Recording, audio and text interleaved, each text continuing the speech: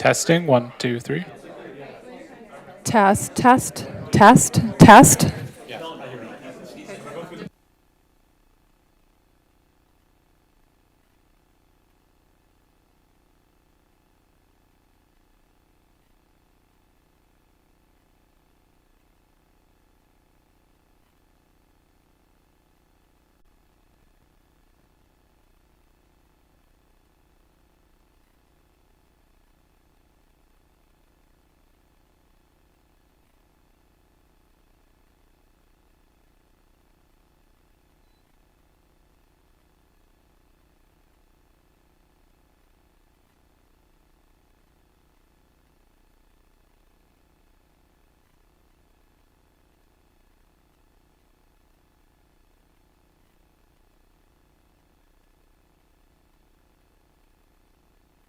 Hello, everyone. I think we'll get started.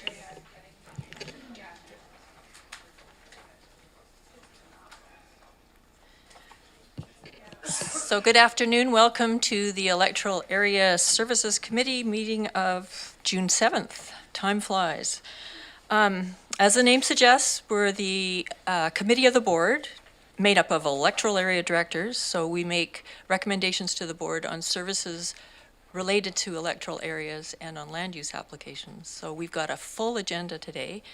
But first, I'd like to respectfully acknowledge that we live and work on the traditional territories of the Coast Salish and New Chalmouth people. We offer our gratitude to the First Nations for their teachings and hope that we can respectfully bring those teachings to bear when we make these decisions that are really important for the community into the future. So with that, let's look at the agenda. Now, I'd like to point out something. The agenda for these meetings is fluid up until the moment that we adopt it. So we have a new practice now, which is that the what's the site called? PrimeGov will be updated. If the agenda changes, and it may change right up into today, new things will be added. So what you have in front of you when you're on PrimeGov is the most up-to-date thing. But if you download things, say on Friday, it may change. So just a warning to people. And there have been some changes today. So we have we have a new business arising from the minutes, verbal report that's going to happen, and there's a new business item about the UBCM convention, and of course supplemental information regarding R3, which I believe you have received. And all those materials are now on the site, right? Okay, so that makes it easy. We don't have to look for them in our emails. So could I have a motion to approve the agenda unless you have any changes?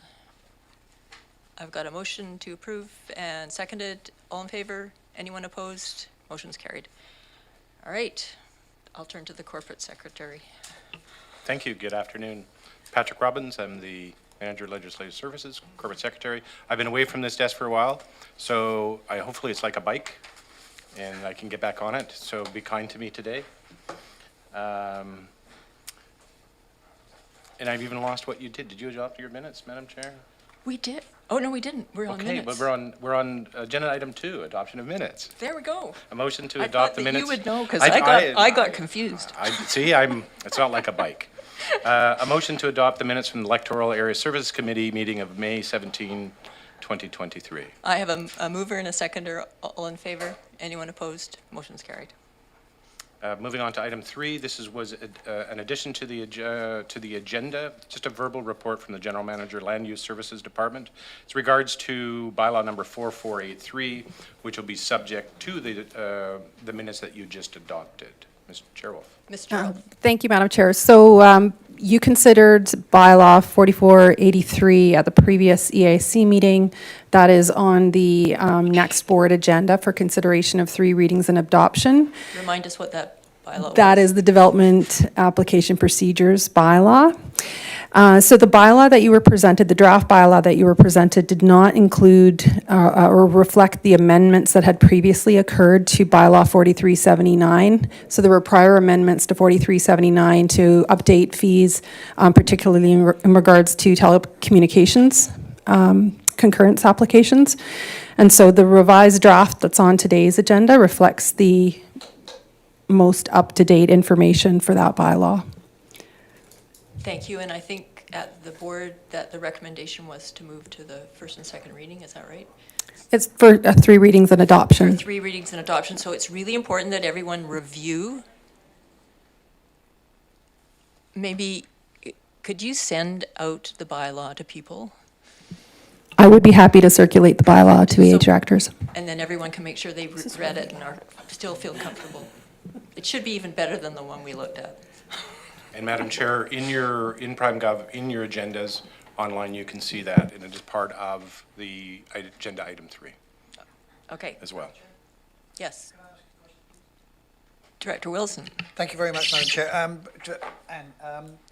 in the updated version, is there a list of changes, or are the changes fairly minor? So the list of changes was explained in the staff report that accompanied the last bylaw. And if there are questions, I would be happy to respond to those to you individually. Yeah, great. Thank you. Thank you, Madam Chair. Okay, is everyone comfortable with that? So moving on to public input period. And so this is when we ask the public if they have anything that they would like to say to us. You have 3 minutes, and I'd first like to welcome Chief Shields from Shawnigan Lake, who is the fire chief there, and welcome.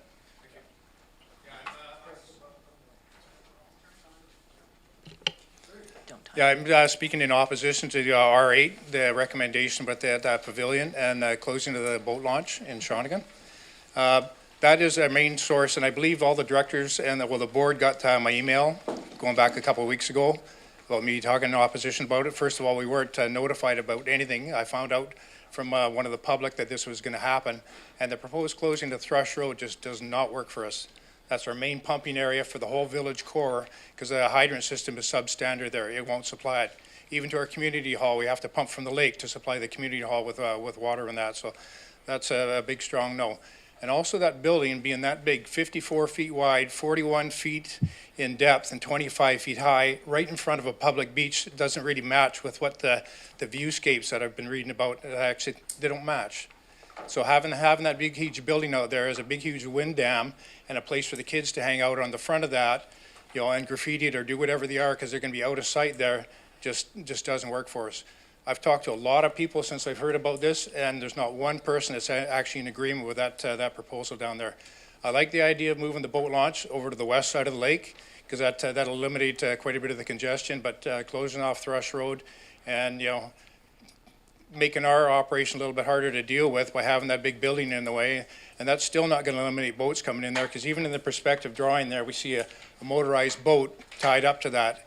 And I look at that as far as the safety thing goes. We got the glass panels in the front there.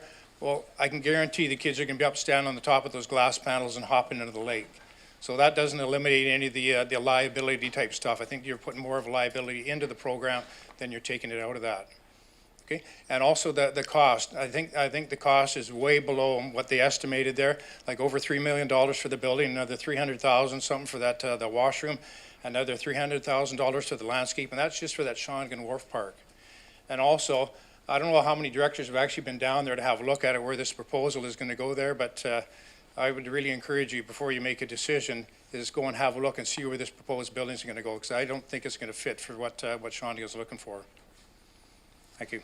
Thank you very much for your input. Anyone else? Good afternoon. Welcome. Michelle Irving, Shawnigan Lake.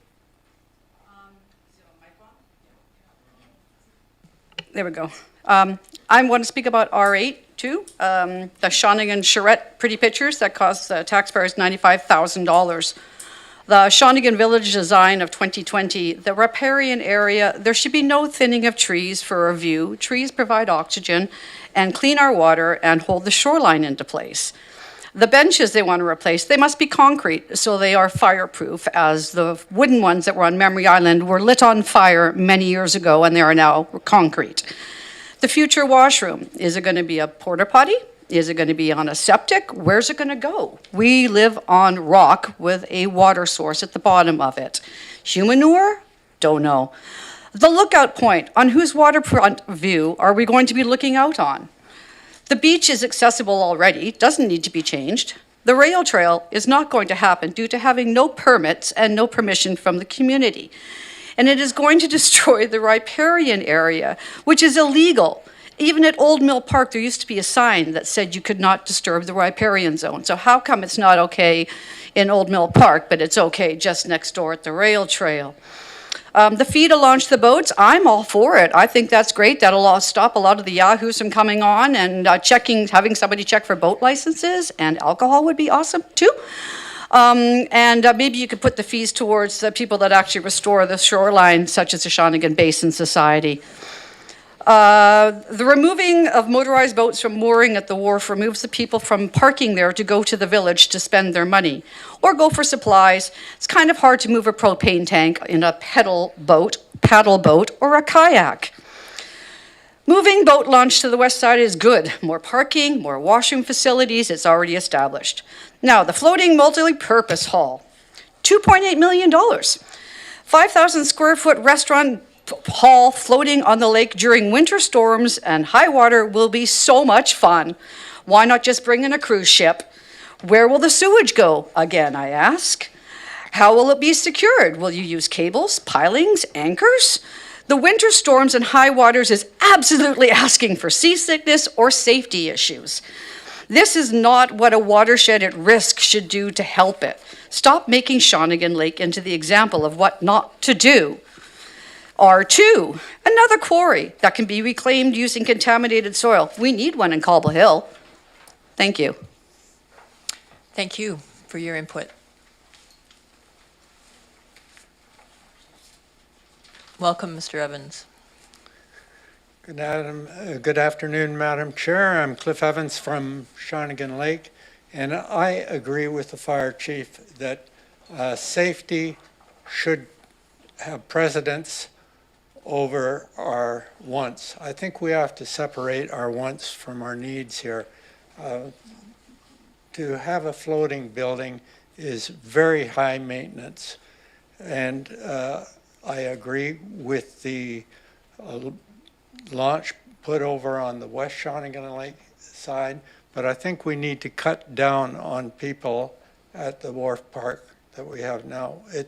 We have too many people down there right now, and the water is quite a situation in Shawnigan Lake.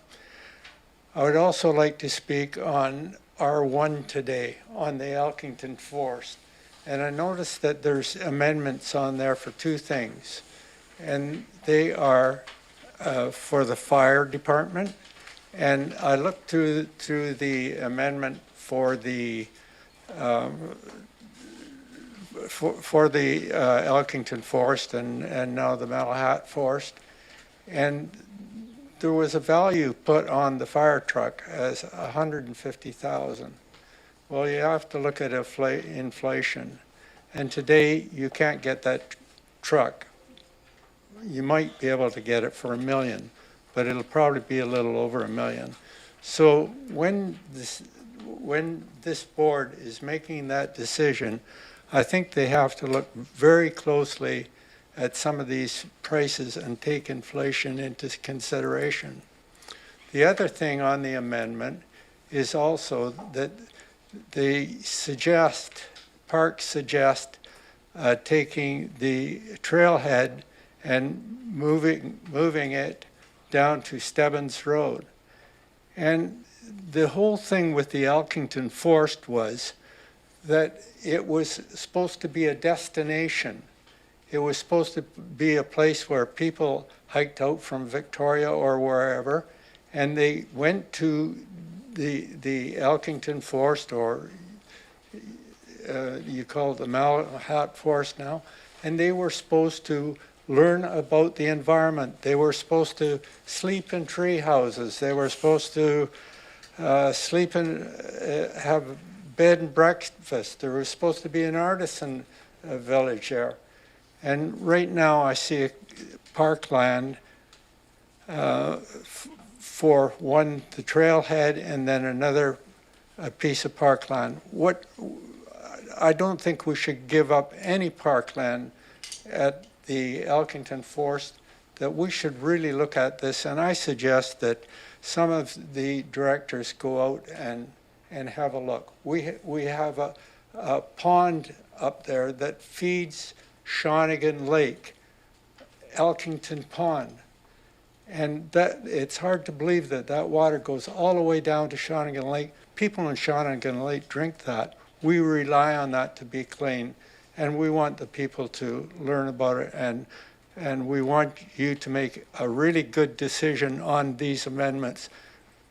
Have a visit there, and just see what's there. Talk to the residents that are there, and when this amendment is made, I hope you choose wisely. Thank you. Thank you. Is there anyone else that would like to provide input? All right. Oh, one more. We have time for one more. Two more? We have time for two more.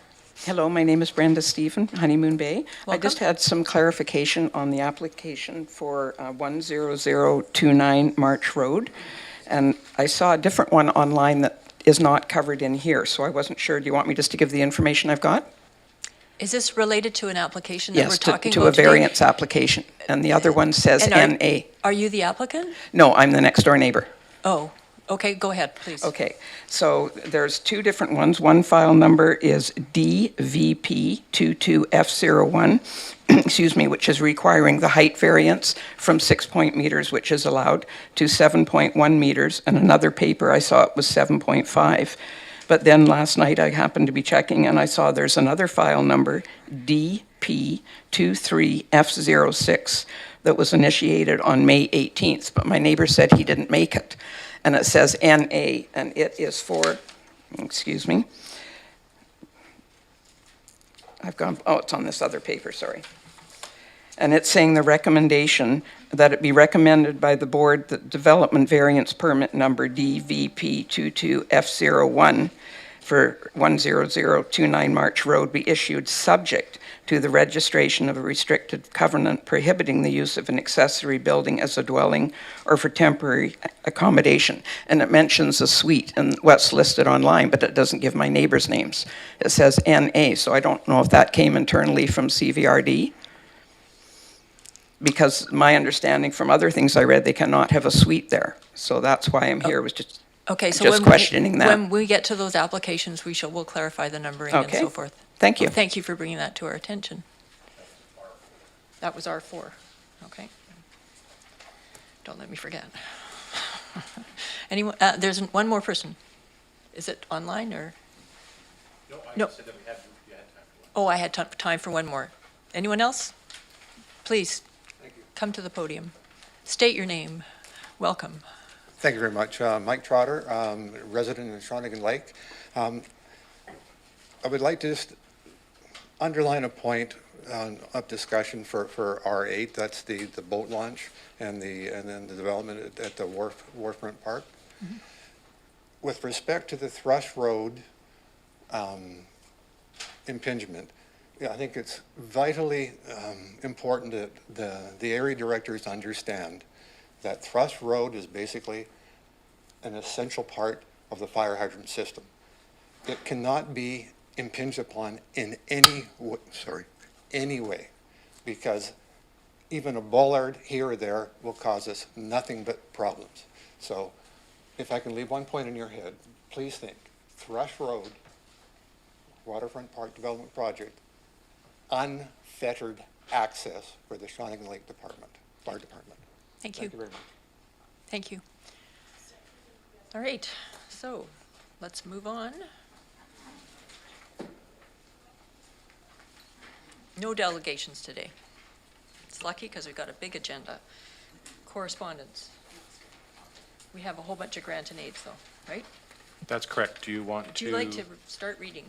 Do you want me to read, or do you want to vote them No. on as a block? No, we like to read them out. Okay, I'd be happy to. Thank you. C1 is a grant and aid request to Electoral Area C, Cobble Hill, with regards to Take a Hike Foundation.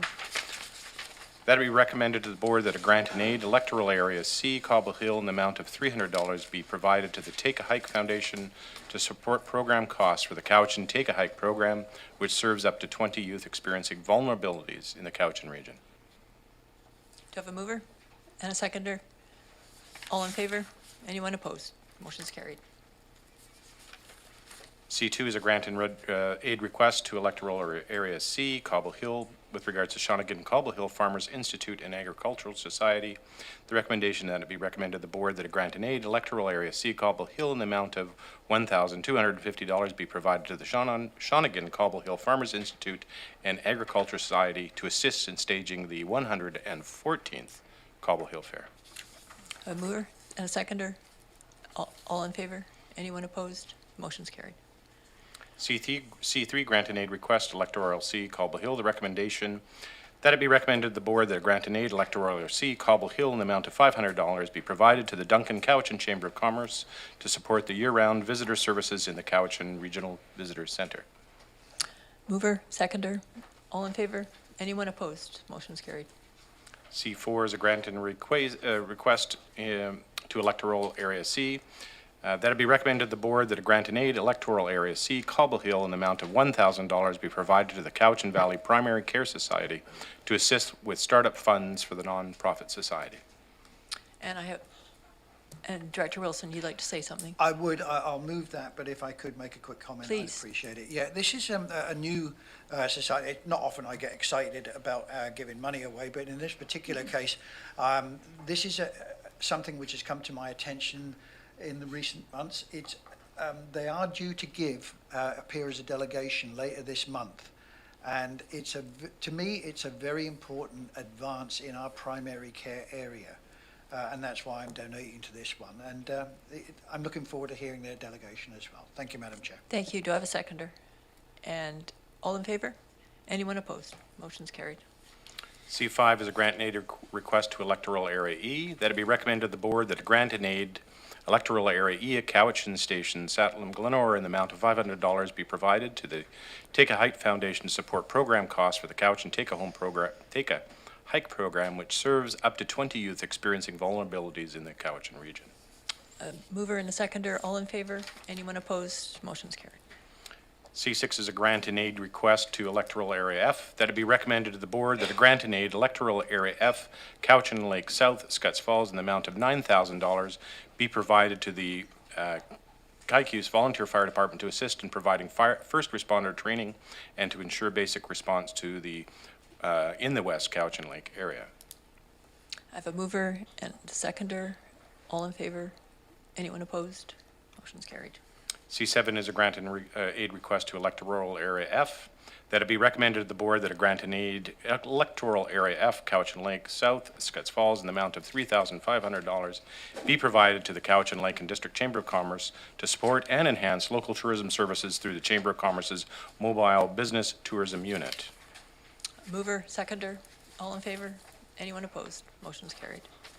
C8 is a grant and aid request to electoral area F. That it be recommended to the board that a grant and aid electoral F, Cowichan Lake South, Scotts Falls, in the amount of $1,500 be provided to the Cowichan Lake School for two $750 bursaries for two graduating students that reside in electoral area F, Cowichan Lake South, Scotts Falls, to support their future education or training.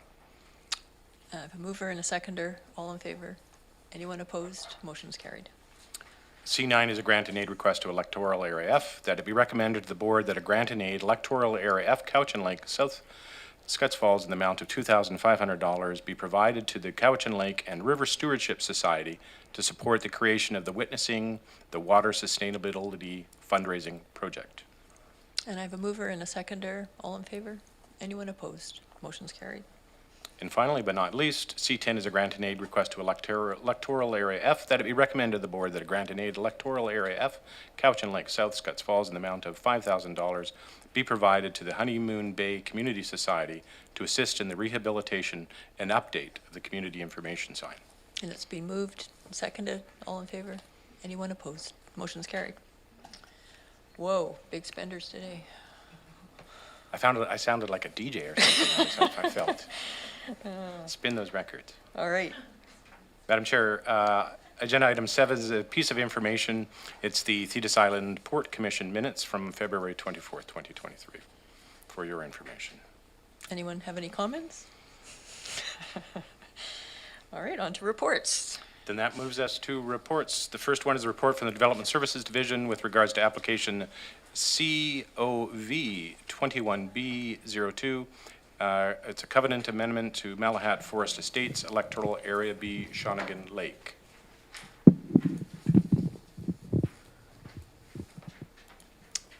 Welcome, Ms. Staple. No, Pressman. Wrong, Michelle. I just need a moment to start up the PowerPoint. Okay. Okay.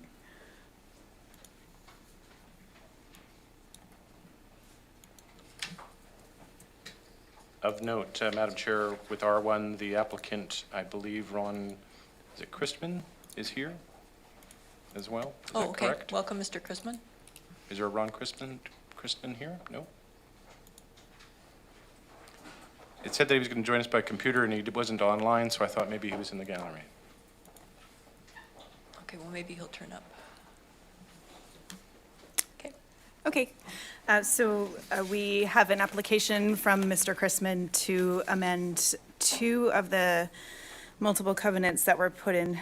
Just a second, is your mic on? My mic should be on. You're not able to hear? Yeah, it's just not very loud. Maybe I'll move it closer? Oh, that's good. Okay. Thank you. So during the rezoning of the subject properties, there were several covenants put on title with volunteer amenity contributions, and these include the covenant for fire protection facilities and a covenant for parkland dedications and amenities. And the applicants have requested to amend the fire protection covenant as the to, rather than construct the fire station, substation on the property, to provide a financial contribution towards the construction of this facility. There was also a fire service review of the Malahat Fire Protection Area conducted last year, and while the results of that report have not come forward with recommendations from emergency management, the report does recommend construction of a fire hall that can service the entire fire protection area rather than this small satellite fire hall that was part of the covenant. And so the recommendation for the fire protection covenant is to work towards amending the covenant, and that in order to do that, that staff engage a quantity surveyor to determine the value of the site where the fire protection facilities were to be constructed, as well as the building shown in the covenant with costs to be recovered from the applicant. And the request for the parks facilities covenant is, the request from the applicant was to provide financial contribution towards the construction of these amenities.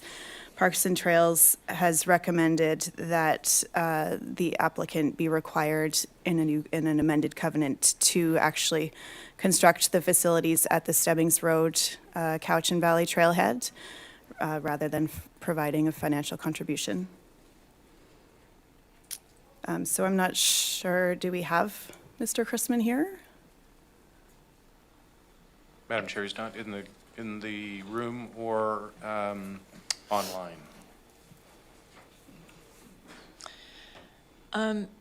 So this is, I wasn't here when this whole thing happened, and it's pretty hard to understand. And I know it was a sort of a big deal at the time, and a quite novel way of trying to protect some land. And I'm just, it's hard to actually understand this without, having a sort of an overview of what The entire development? Yeah, so what the development's about, that the map doesn't, I'm very confused. When I look at the map, I like to look at the map. But is it possible, are you able to walk us through that little map? And, I'm not even sure where the buildings, and I'm sorry, I know that you weren't here either. Most of us current staff weren't I here know. at that time, so, yeah, we understand it's quite complex. Well, Director Morrison was here, I believe. Maybe he can remember. But maybe could you just take a look at the map and see if you can walk us through that? I can show so I've put the Yeah. map up again. This is a different version than what is in the staff report, since it shows the whole comprehensive development site zone. So the current phase, the first phase of development is over in the far right bottom corner. Let's see if I can zoom in here.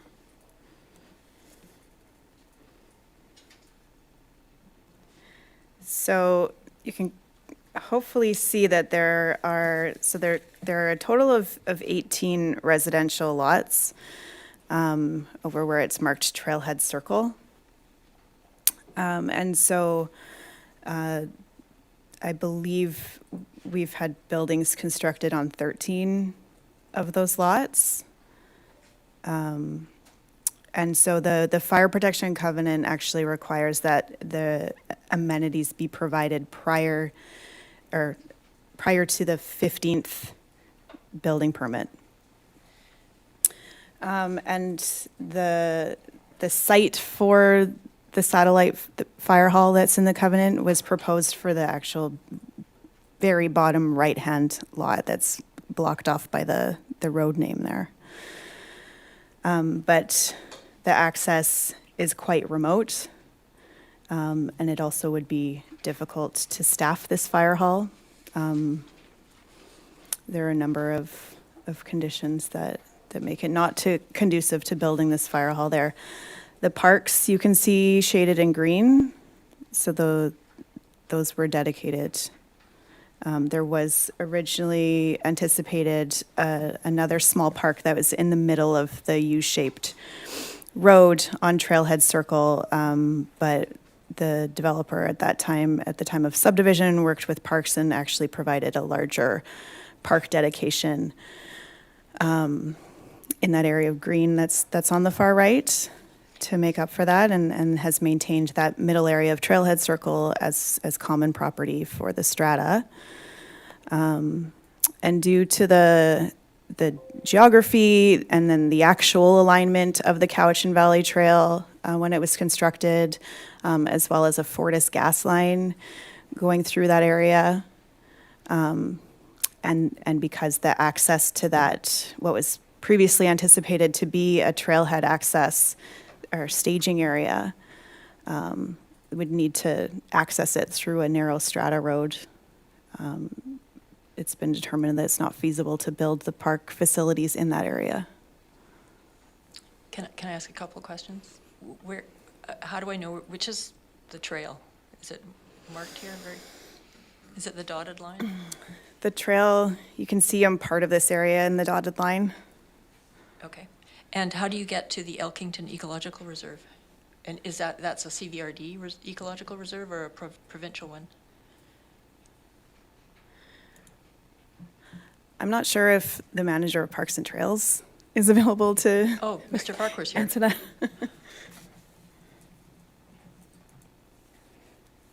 I can bring the map back up if you want.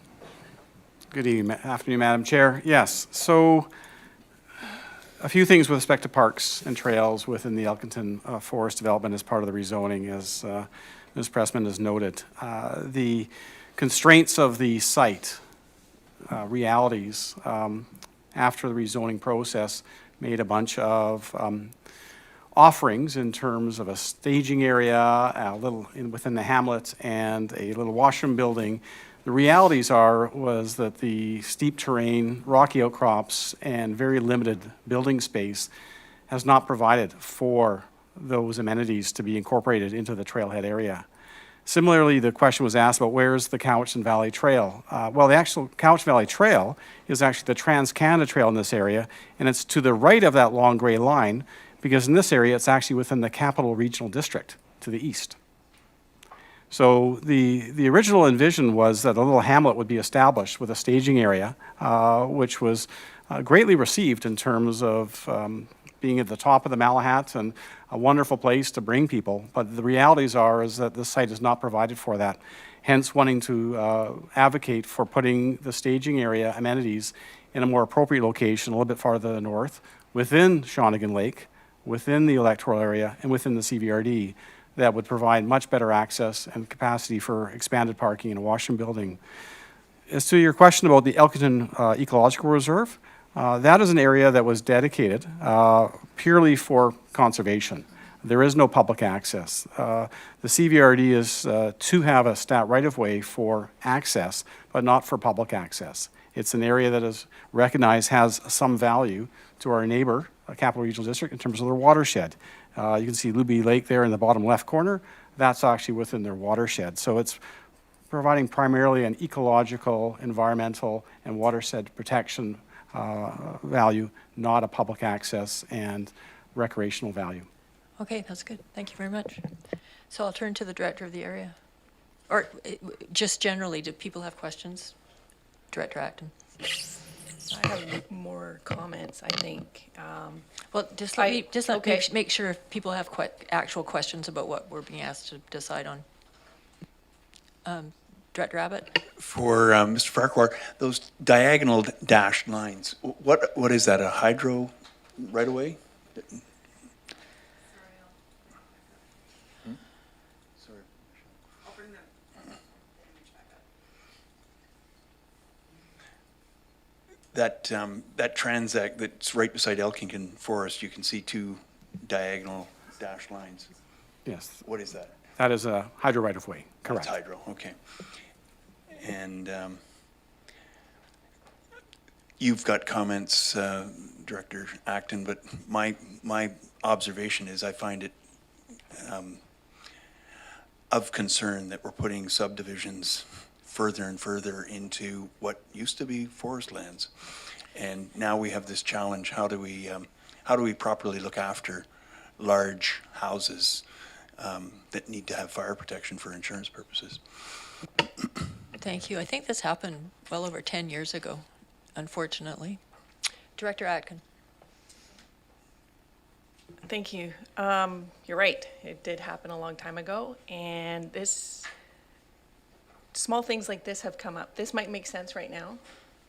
I'm not completely convinced, but this is not the first time that we've changed something. So the vision is not playing out how it was supposed to, and it went to public hearing. The community agreed to things that are now starting to like slip away and change, and it's, I saw that development 10 years ago, and it was interesting, but you're right, maybe not in the right spot. So now there's lots of backpedaling and trying to fix things, and I've spoken to residents who live up there. There's 13 houses, or I thought it was 18, but it doesn't matter. All paying into one water system. Just paying, I forget the dollar numbers, thousands of dollars just for their water, and each like $4,000 or $5,000. And then they're also paying for a sewer system that is meant to have more users. So things have not played out great, and I would really like to see this go to the Parks Commission, because we're making a decision that affects parks, and I would like to see this go to the APC. A lot of the Area B APC were around when all of this happened, and they're a good cross-section of representing the community. And then when it comes back here, I think we need to understand the whole picture. And I'm trying to even remember what types of things have been changed already.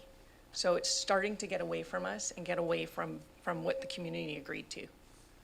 So, I wonder, does it need to go back to public hearing? But I think at the very least, it needs to go back to the APC and the Parks Department, or Parks Commission for input. And so that's my motion to refer it back to those two APC, to the APC and the Parks Commission, if I have a seconder. I have a seconder. Any discussion? Director Martman. Thank you. I noticed in the staff report, it also makes a mention of a public information session. Maybe because staff could speak about that as well in terms of what would be the best order if it went back to, for some referrals and then back to a public information session. Thank you. Thank you. Ms. Pressman. Thoughts? Through the chair to Director Martman, for the order of whether it would go to referrals first or a public information meeting, it could be either, but it could be informative for the, sorry for that, I turned on my sound on my WebEx as well.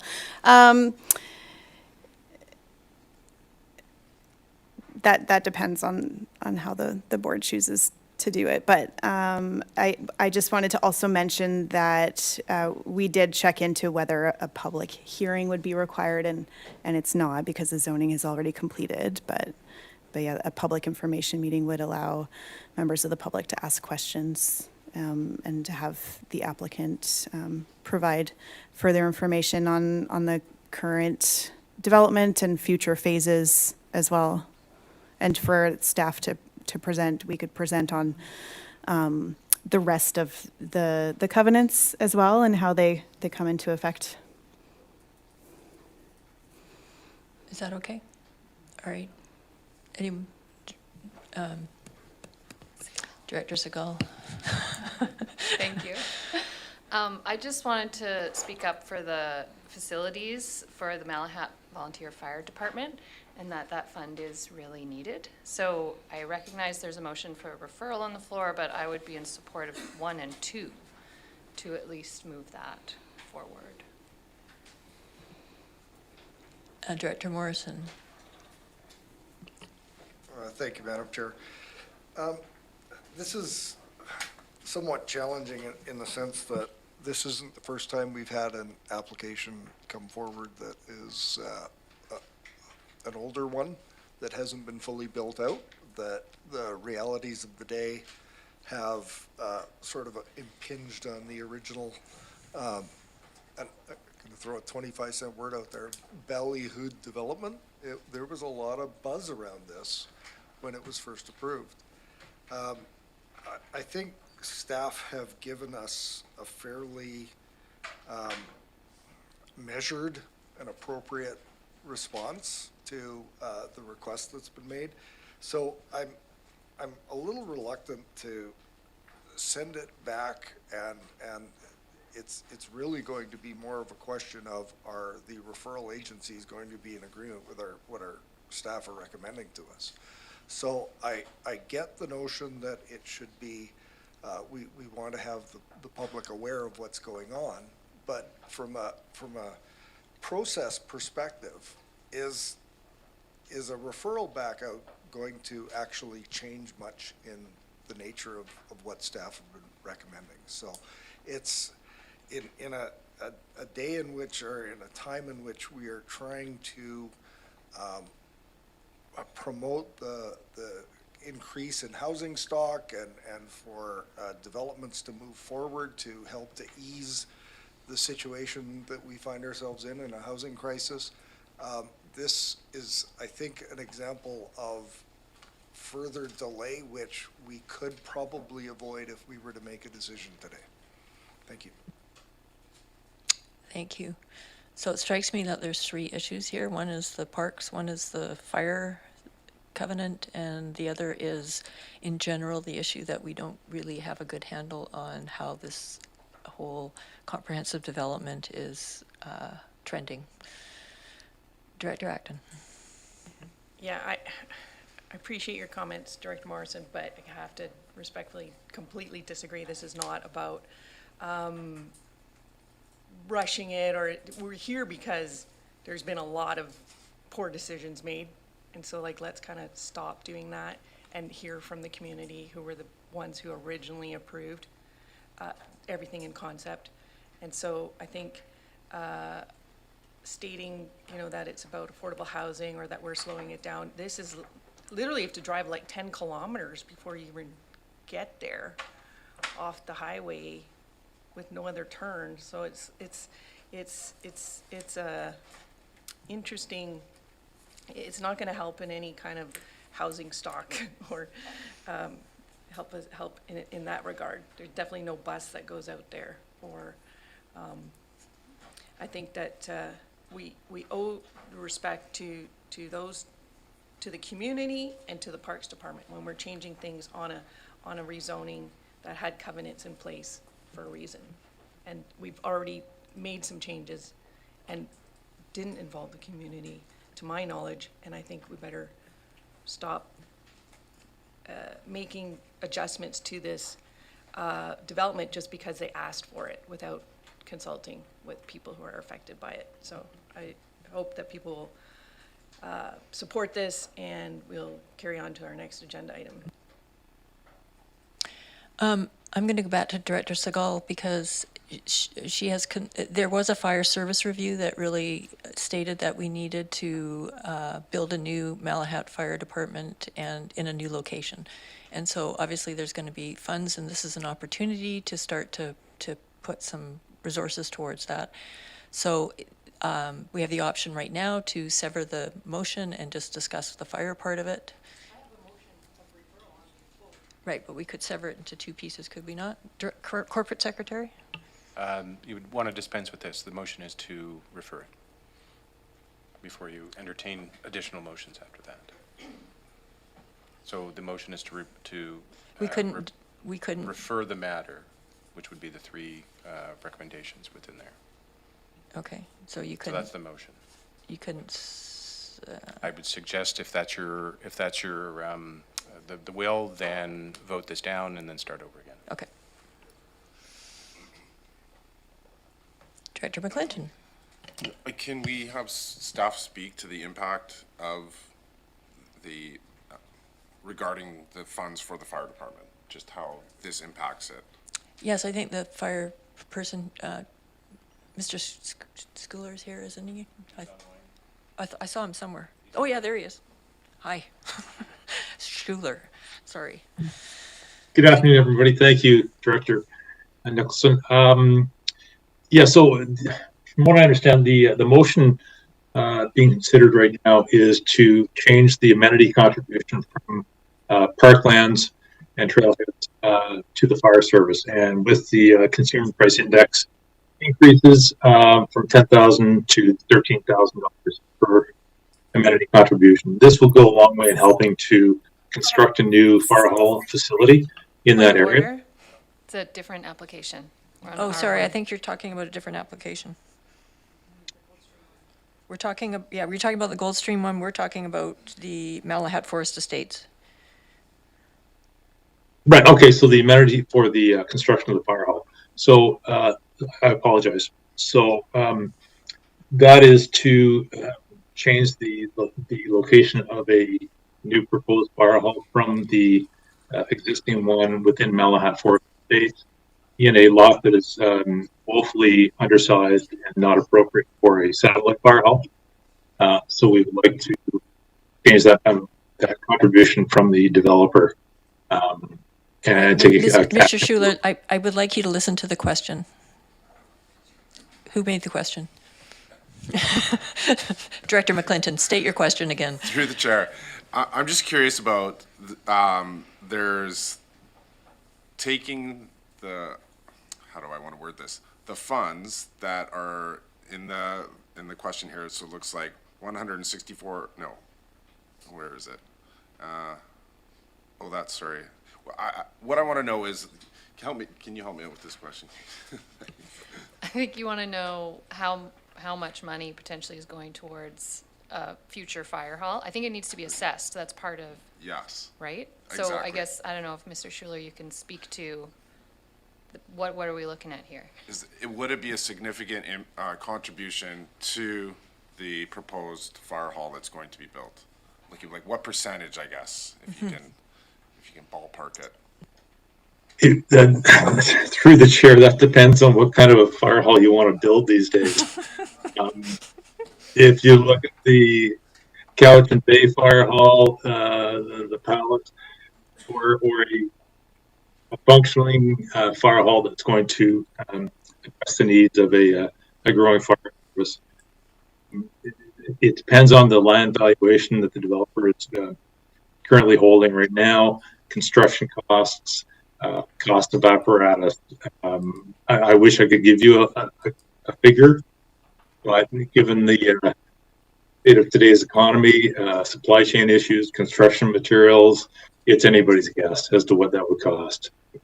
But I do urge everyone to take a look at that fire service review. There are several recommendations in it. All right, any more comments on the motion that's on the floor, which is to refer this to the Shawnigan Parks Commission and the Shawnigan APC? Director Segal. Through the chair, I guess, yeah, I'm not going to support this just because I think that it is really important to direct funds towards the future Malahat new fire hall. I'm happy to, I mean, we'll see how it plays out, but I'm happy to support the movement of 3 towards parks. But yeah, need to support that Malahat Fire Hall. So we're not actually deciding? No, I'm just saying. We're just deciding on stating. referring it for Yeah. input from the Shawnigan community. So that's what we're talking about today. Yes? I don't know that we're ready to build a fire hall anyway. Like, I don't think any delay of this going to the APC and the parks is really going to affect where the money's going to go. Like, And it may come back exactly with the same recommendation. yeah. Yeah. And, yeah. We can decide then. All right, so all in favor? Anyone opposed? 2 people opposed, Director Morrison and Director Segal. Motion's carried. Is that okay, Corporate Secretary? You look concerned. All right, R2. We got time for another one before a break. R2 is a report from the Development Services Division with regards to application ALR 22C02, that's 3910 Cobble Hill Road, PID 025567985. Welcome, Mr. Buchan. Thank you. Before you today is an application for a non-farm use for the property located at 3910 Cobble Hill Road, PID 025567985. If the application is approved, approximately 40,000 cubic meters of gravel and rocky sand will be removed from the land to a maximum depth of 8 meters. Next slide, please. The applicant notes that the purpose of this application is to convert a large portion of existing gravel hills into level arable land so they can expand an existing blueberry farm. As part of the preliminary review by staff, the CVRD Environmental Services Division provided comments. Next slide, please. These comments are respect to stormwater management, and their comments have been incorporated into the recommendation seen in points 1 and 2 on the slide before you. These recommendations could be forwarded to the Agricultural Land Commission, and staff have provided a recommendation to authorize the application to proceed for decision, subject to these recommendations. The board has options. They can defer for more information. These options are detailed in options number 4 and options number 5. For clarity, just speaking to the policies up on the boards, ALC Policy P10 establishes the ALC's criteria for agricultural capability assessments. Policy P11 details how expert opinions, such as those from a professional agrologist, may be submitted to the ALC. And P13 details the ALC's criteria for reclamation plans associated with aggregate extraction. Typically, these plans are important as they help the ALC make a decision about whether or not the plans will be preserving agricultural land for farming. We have received comment from the Ministry of Energy, Mines and Low Carbon Innovation, advising that the mine permit for this land remains valid. However, the 5-year mine plan will need to be updated, and the applicant has been encouraged to come and speak to it. All right, thank you. Is Mr. Carlos here? Would you like to add anything?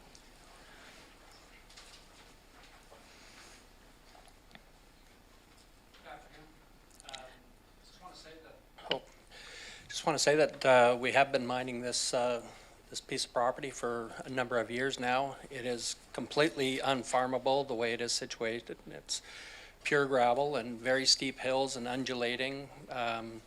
Even cattle would not work on this piece of land. We do have a developing blueberry farm. We've got currently about 10 acres of blueberries in production.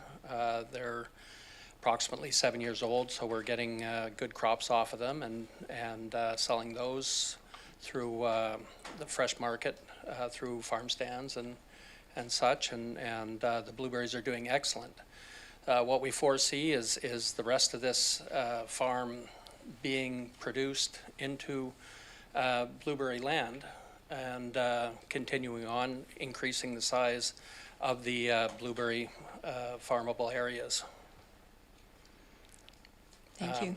We don't foresee this being a big hole in the ground that stays as a big scar, as a number of other gravel pits have been in the past. This is where we live. Both my father and myself have our homes on the farms, and that's our backyard. So we definitely don't want to see it as a moonscape or ruins. We want to see this as every one of our neighbors would like to see it, as precious farmland. Thank you. Great. So do we have questions for Mr. Buchan or Mr. Carlos? I have a question. Are we in the Cook Silo watershed here? Thank you, yes, and this is reflected on page 4 of the staff report. Thank you, and it drains into Petrolas Creek, I believe. Mr. Carlos, do you have a water license for your farm? No, we do not have a water license for it.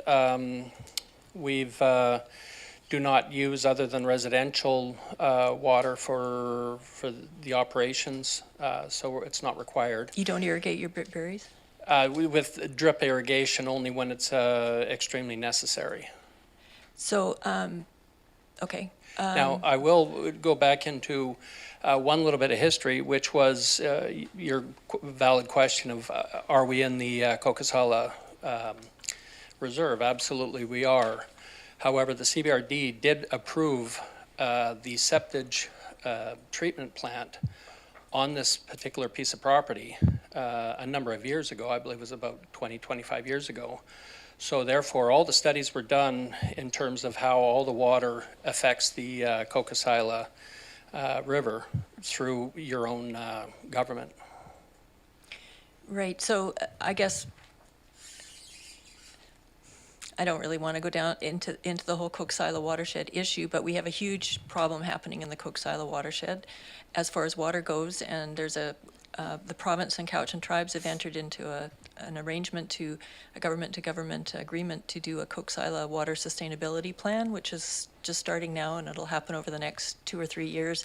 There are a lot of questions about water and the impact of agriculture and forestry and land use on the water.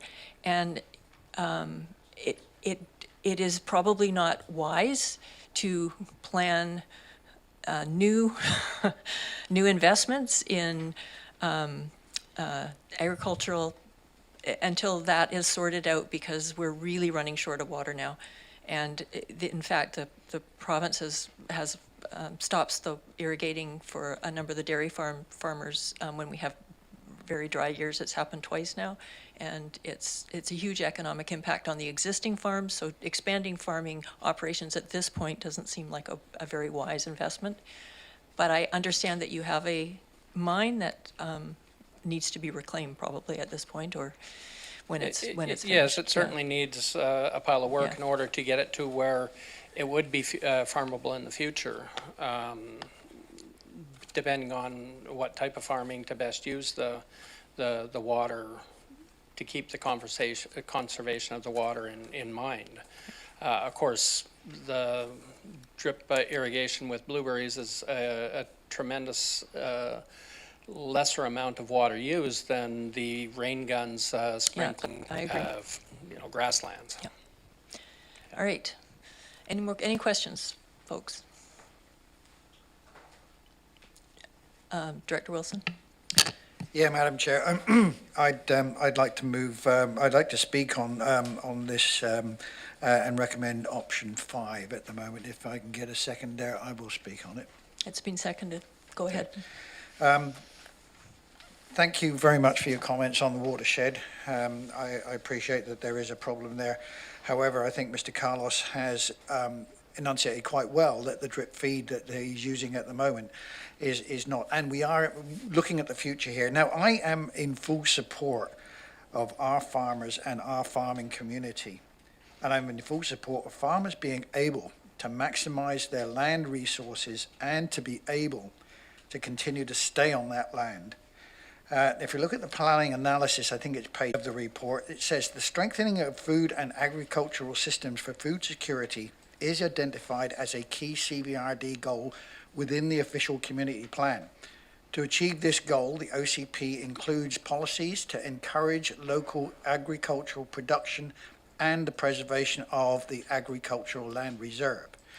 While gravel extraction is not an agricultural activity, the purpose of this application is to enhance the future agricultural utility of the property by enhancing soil capability. That's pretty much key explanation of what's going on here. And I do note that there are obviously concerns over this, but I do believe that the farmers are good stewards of their land. They will do everything they can to maintain that. And the reclamation aspects are concerning, but I do believe that they will steward them well, and therefore that's the reasons I'm moving option 5, and I would ask the directors to support me on that one. Thank you. Director Deck. Can I talk on something else? Do I have to talk about what? The motion that's on the floor is option 5. Ah. Which is to, the option is very much like the one we did last electoral area services with the GT Farms one. It's to send it to external agencies for their comments before we make the decision about whether it goes to the ALC or not. Right. I was just going to ask how long it would be before blueberries could be planted there. That's a good question. Mr. Carlos?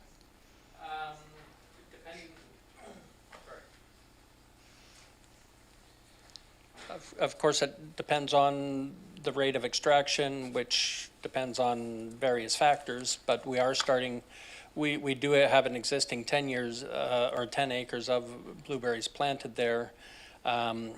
We are continuously reclaiming smaller pieces, and then our biggest problem right now with planting is actually accessing the berry plants themselves. So we're every 6 months we're going to the suppliers purchasing more. So the short answer would be we're planting this year some, next year more and more and more. So we're going to be hoping to plant continuously for, say, the next 5 years. Thank you.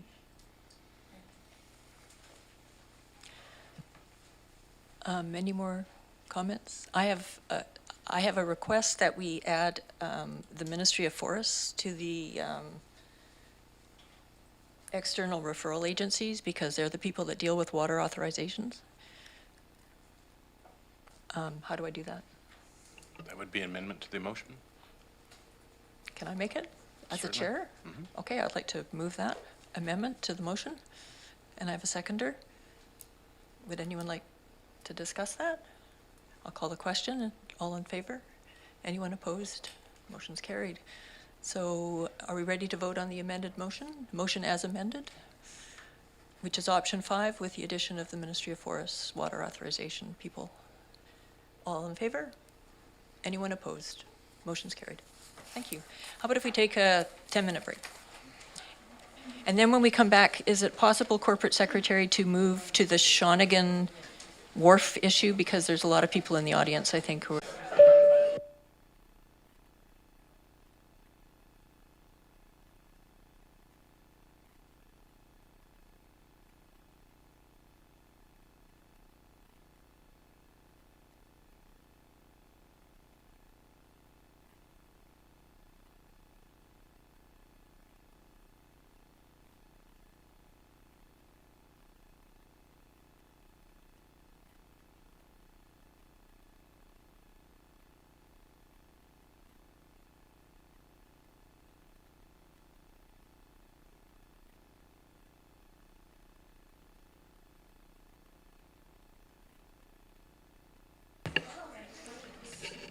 see Morris into it. Welcome back.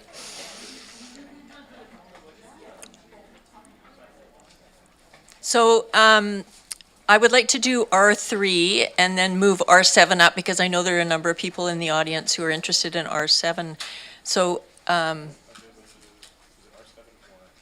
think it's R8, pardon me. So could I have a motion for that to happen? Thank you, in a second. All in favor? Anyone opposed? Motion's carried, so let's move into R3. Welcome, Ms. Dubena. Thank you, Madam Chair. Your favorite last name. It's like speaking Hulkaminum. Okay, so before you is a development variance permit application to increase parcel coverage from the permitted 500 square meters to 692.4 square meters. And the application was previously considered by the board on September 28th, 2022, and was referred to the Area C APC for review and comment. The Area C APC passed a recommendation at their May 4th, 2023 meeting to support the proposed increase in parcel coverage. So we're back again. So just briefly, the proposed accessory building that is the subject of this application was partially constructed prior to receiving any permits. And after being advised by building inspection staff of the requirements for a DVP and a building permit, the applicant has submitted the application to comply with CVRD bylaws. Should the variance application be supported, it may be perceived that undergoing construction prior to issuance of permits is one way to circumvent bylaw regulations. However, it is noted that individual DVP applications allow for site-specific review of proposed development and property characteristics, the requested variance itself, and community feedback, and individual applications are not precedent-setting. DVPs are discretionary decisions of the board. Public correspondence received prior to the September meeting and prior to this meeting are attached to the staff report and have been submitted as late, or have provided as late submissions, sorry. Staff consider the proposed increase in parcel coverage to be minor in nature. Therefore, staff are recommending option 1 in the staff report, which is to issue the DVP. Thank you. Thank you very much. And the applicant, Mr. Villecourt, is here. Would you like to add anything? Yes, I'd just like to add that this building is a storage building. It's nothing commercial. It's strictly for motorhomes that we have on the property, and it's absolutely necessary with, $1,200 a month in storage to house motorhomes inside, which we just can't afford. It's a shed roof type of a building, which all the stormwater catchment is all into a cistern, which we use to water the 400 trees that I've planted on the property and our garden as well.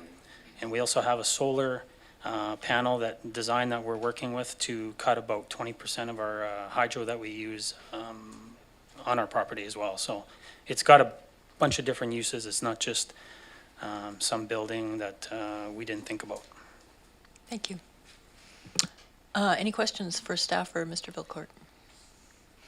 Turn to the director of the area. Yeah, thank you, Madam Chair. I've had quite extensive talks with Bylaw and Building Inspection and the planning departments as well, and I honestly don't see a problem with granting this variance. As they've pointed out, every single one of these variance permits is unique. It doesn't set a precedence, as some people are worried about, and it is a valid concern. So we're looking at every aspect here. I'm quite happy to move option 1 if I can get a seconder, please. It's been seconded. Any questions or any discussion? All in favor? Anyone opposed? Motion's carried. So that will go to the board meeting next.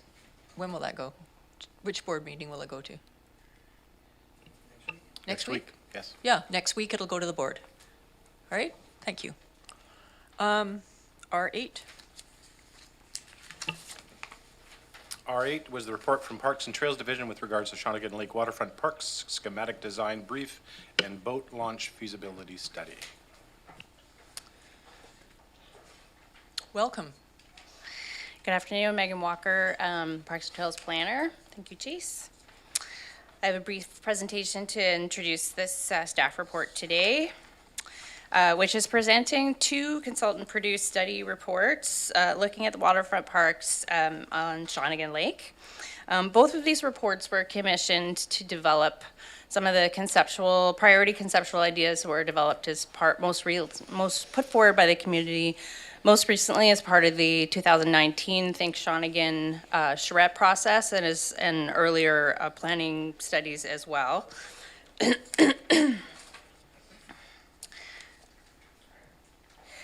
The first one is the Waterfront Park Schematic Design Brief. This report is being presented for adoption. It provides conceptual designs and cost estimates for 2 parks and 2 viewing areas in the Shawnigan Village area.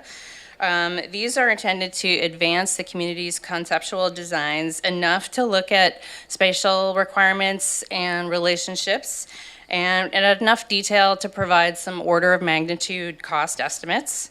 Adopting this plan does not give a green light to proceeding with these directly or to the spending, in particular spending on these projects directly. What it does is it provides a menu of ideas for further discussion for the community and the board. Each of these ideas would involve additional decision processes to proceed.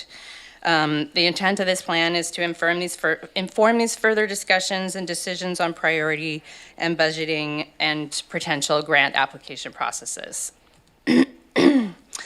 Just a highlight of some of the designs in the design brief. This is a concept for Mason's Beach Park. Some of the key ideas here are improved safety interface with Renfrew Road, better interface between the park and the street with the addition of a plaza and some accessibility improvements.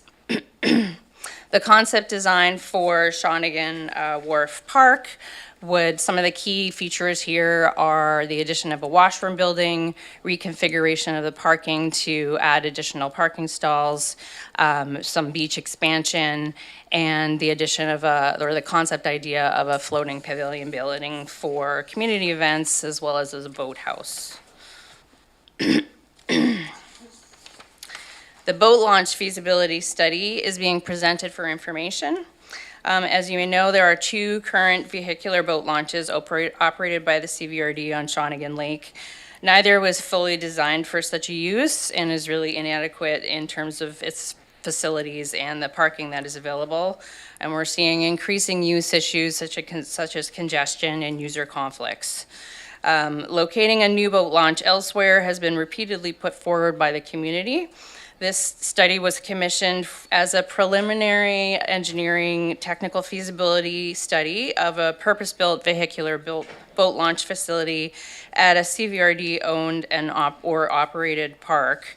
So the consultants looked at 2 park sites, Old Mill Park and West Shawnigan Lake Park. Old Mill Park site was eliminated fairly quickly due to the environmental impacts as well as impacts to existing visitor use and a limited feasible footprint.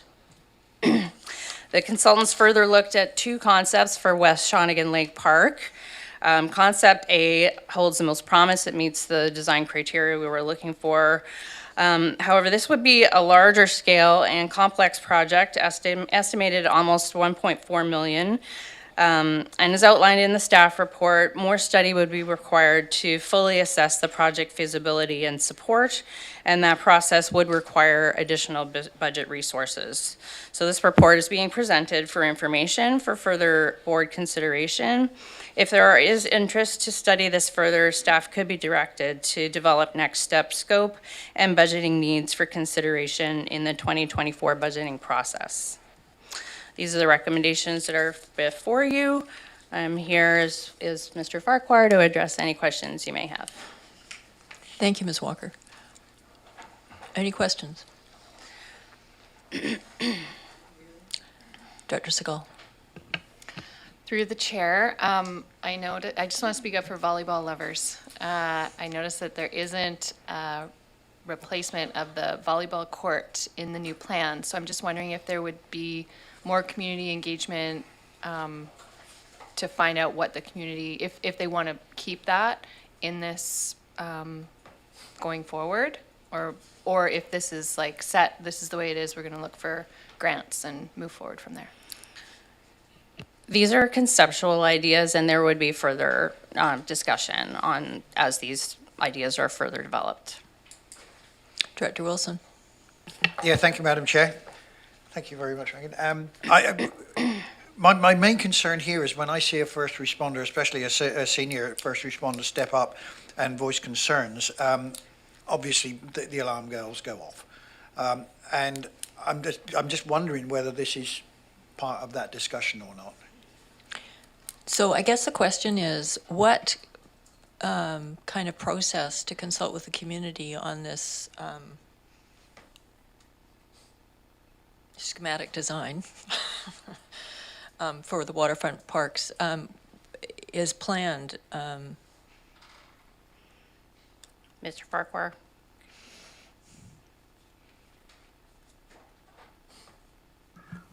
Madam Chair, that will be through the direction of the board. But as noted, all of these are just schematics, concepts this time arising from the Think Shawnigan process. So moving forward, these would certainly be considered as budgetary items, as further engagement with the community in terms of what elements are supportive and move forward. There would certainly be robust engagement with others such as the Improvement District, the Fire Department in terms of access and road and other uses in the area to ensure that there's not conflict. So again, this is really at a schematic level, presenting what arose from the Think Shawnigan process and putting it conceptually into some planning with just some general order of magnitude cost estimates. But each element into its own right, if supported down the road to move forward through design and construction, there will be that fulsome engagement taking place. So things like access for the fire department, the end of Thrush Road, that's a Ministry of Transportation road right-of-way. We also have Island Corridor Foundation's rail corridor there. Those are the authorities, and as we work with them, we'd also be working with the fire department in terms of any elements moving forward that would have concerns or issues with the fire department. So this is preliminary, but what I am concerned about, confused about, is why did we use the word adopt for one and for information with the other? Madam Chair, if I may, so with respect to the schematics, it's adopting the schematic as an end of a process. So it's basically bringing forward the ideas that rose through the Think Shawnigan. And so an adoption then puts in place a schematic with a number of ideas that have been expressed by the community through that process that are been transcribed into this document as the basis for then working further with the community and with the Advisory Parks Commission and with the board in terms of what actually moves forward.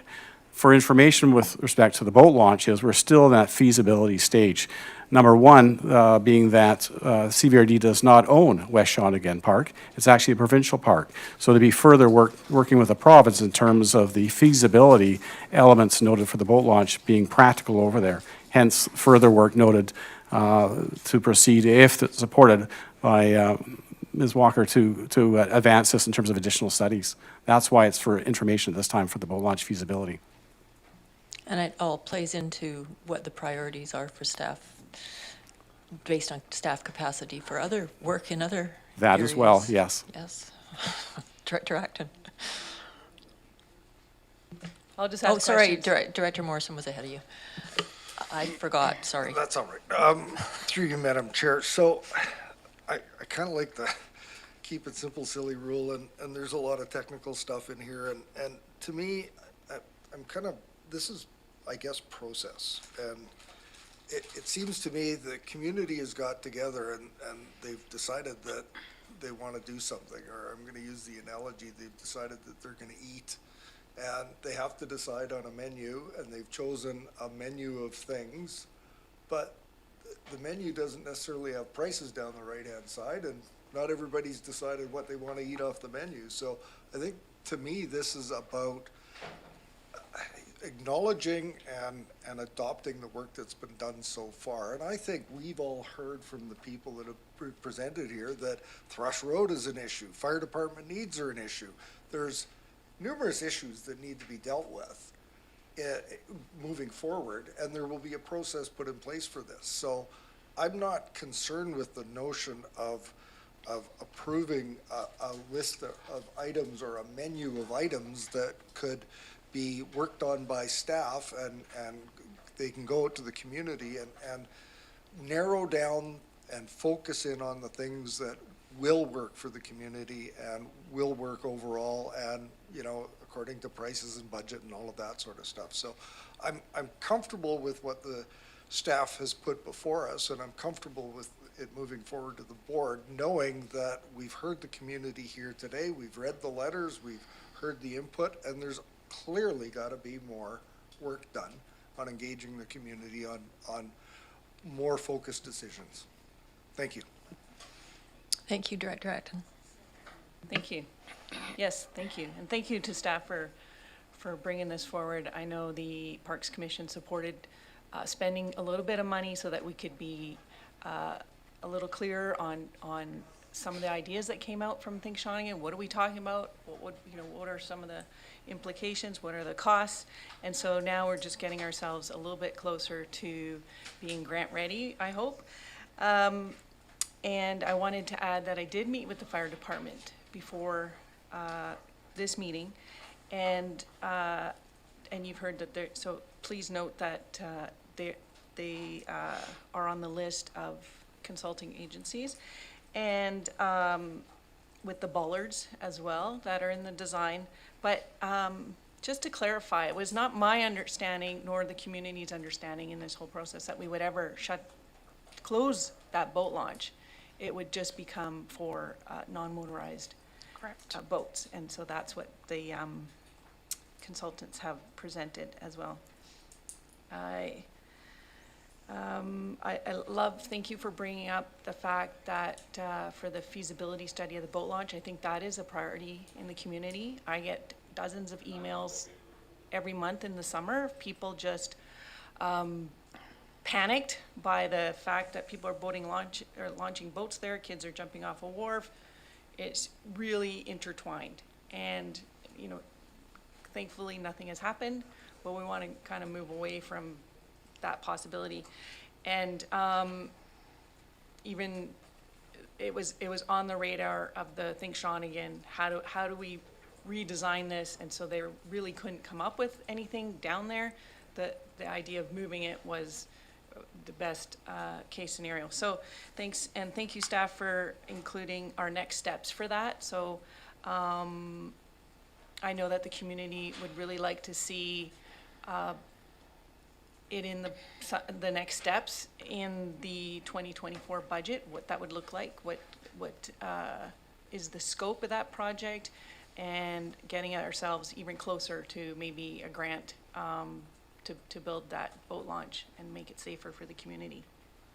So do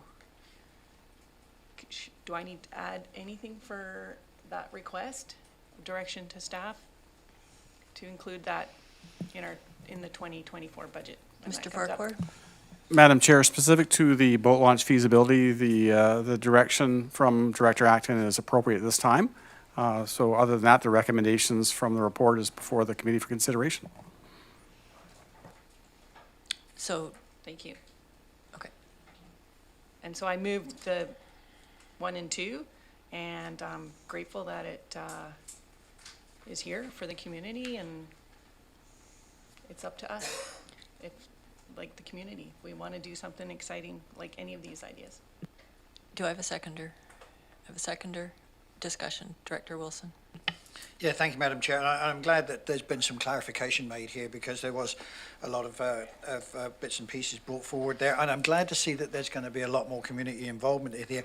What I would like to see as well, and this is more to staff than anything else, is a greater emphasis on the safety aspects that have been brought forward by the fire chief and the first responders, because they're the ones that have to deal with the consequences. So their input is very, very important, and I would hope that, you know, a lot of emphasis will be put on that. Thank you. Director Marvin? Just to follow up on Director Wilson, because that was my inquiry, is maybe making that a bit more formal in some way, because I think somehow the menu, as Director Morrison puts out, gets made, and we don't have a cost item listed, but we have items on that menu. And I think the public has this issue of, well, who's making that menu and who's getting feedback on it. So is there any way to include the feedback we received from the fire chief into the item 1 on this? Yeah, that's a good question. Corporate Secretary, do you have some advice on how we can handle that? I'd suggest that you dispense with this and then bring forward additional motions if you'd like to direct staff to make special notes of those kind of particular items. Alrighty. And that can be then on the official record.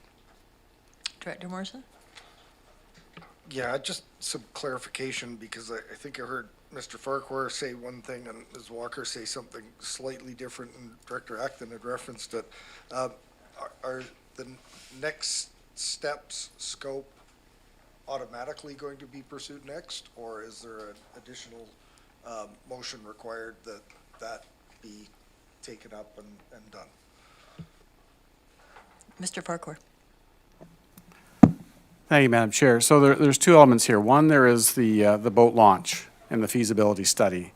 So the direction request from Director Atkin, specific to 2024, is to give some consideration to putting together a supplemental that would be specific to moving on the feasibility work for relocating the boat launch. That would be the only work that would be taking place. Other than that, the schematic is the schematic, and then if it's supported by the board, then at such time as it arises with the community, with the Parks Commission, with the director, with the committee, with the board, elements off that menu could be considered at that time, and they would move forward on their own process. Is that clear? Okay. So we have a motion on the floor, which is that the schematic be adopted and that the boat launch feasibility study be received for information. Any more discussion? All in favor? Anyone opposed? Motion's carried. Director Martman now has a motion. So I'd like to move that a special reference be made to the safety concerns made by the fire chief in public input period.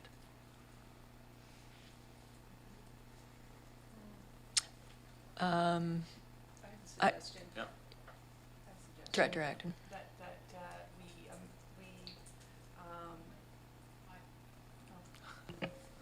That we add to the Shawnigan Lake schematic design for waterfront parks, add Shawnigan Lake Improvement District under the category of agencies to consult with. They're not listed. So adding that, I think, would be. Is, okay. Is that Director Martman's intent? I think It is, yeah. consulting is enough. It seems to me that we want to make sure that emergency requirements are built into any future plan. Okay. That would happen? Partner with them? Well, I'm always concerned about consulting, because you can ask someone what they think and you might not take it to heart. I mean, you could wordsmith it, but I think consulting would, in the spirit around the table, is sufficient to provide direction to Okay, staff. so I have a seconder for that motion then. And then, Corporate Secretary, could you read it? Or replay it for me?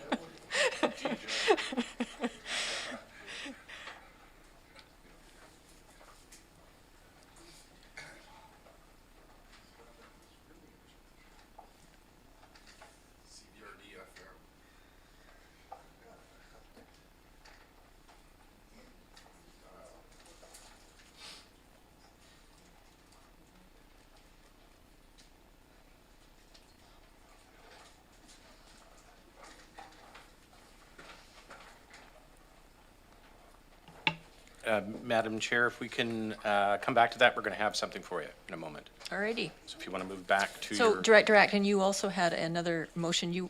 Could we come back to that one? Could we hold that motion and do another one in the meantime? That was the... I thought you wanted to move the feasibility thing for the 2024 budget. Oh, okay. Then we'll just wait. No Certainly. pressure. Talk among yourselves. Maybe we could take 5 minutes.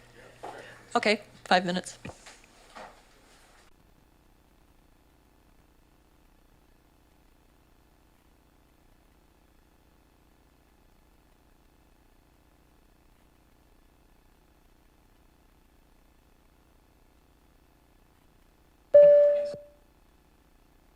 Welcome back, everyone. We're live, so we can get going. And we're finishing up on R8. We have a well-crafted motion.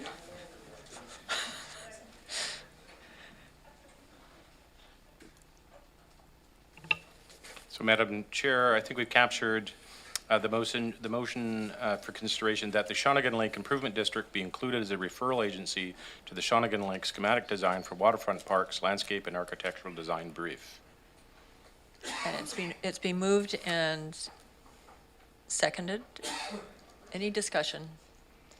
All in favor? Anyone opposed? Motion's carried.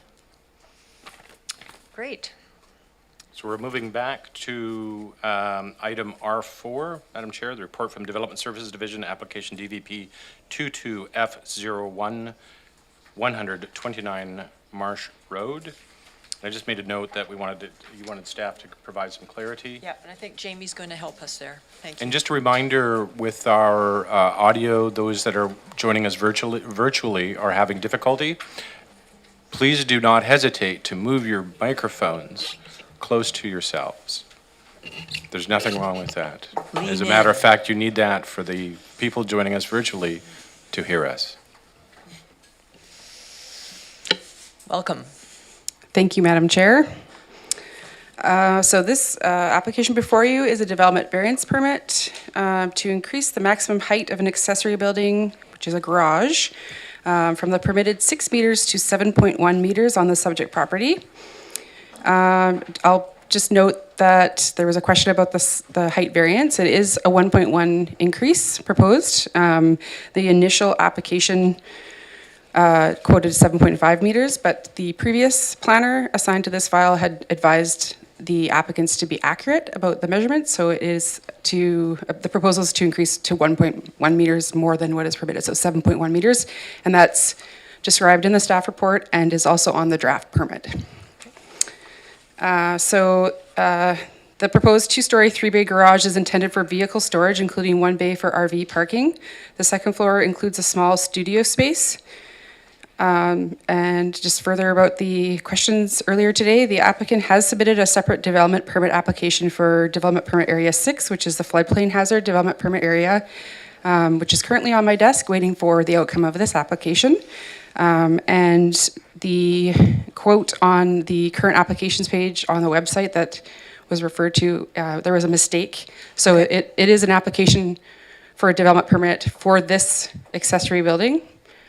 Take out the suite. It shouldn't be there. That's a mistake. Okay. So hopefully that answers the question. Thank you. Okay. So I would just go back to where I am in my staff room in my presentation. So public correspondence has been received and is attached to the staff report.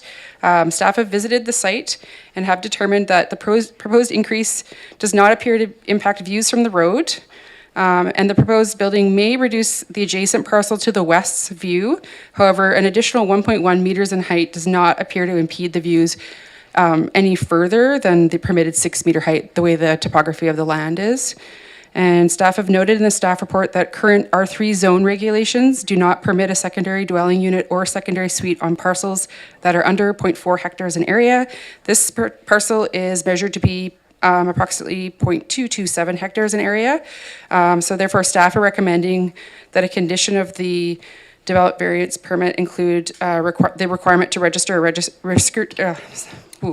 that's a lot of R's, to include the requirement to register a restrictive covenant prohibiting the use of the proposed accessory building for residential or temporary accommodation, which is on the slide right there.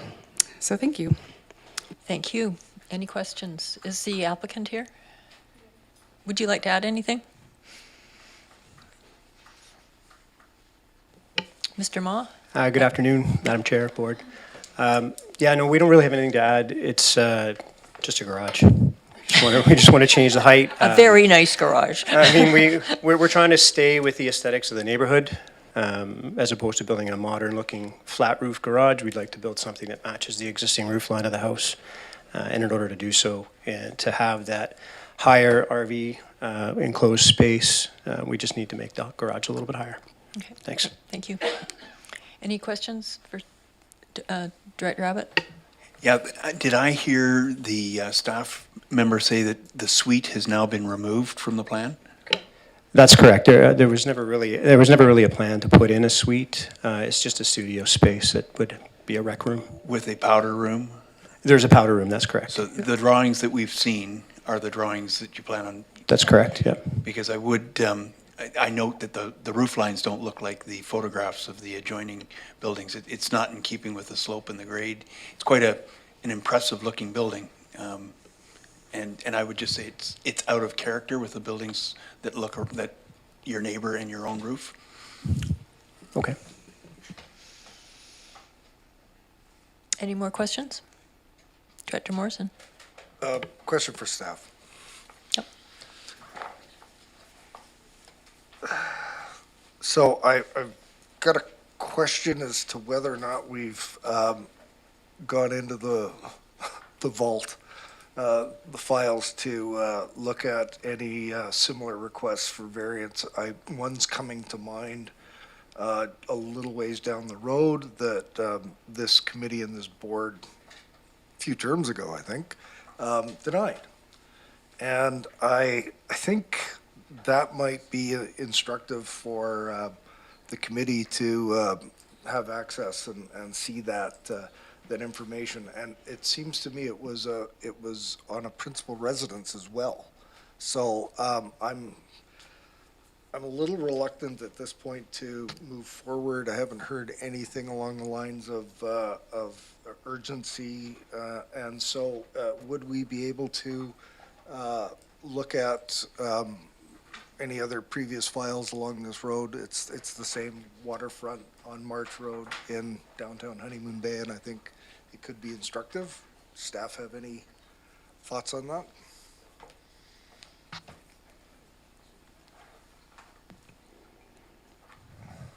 Who would like to answer that?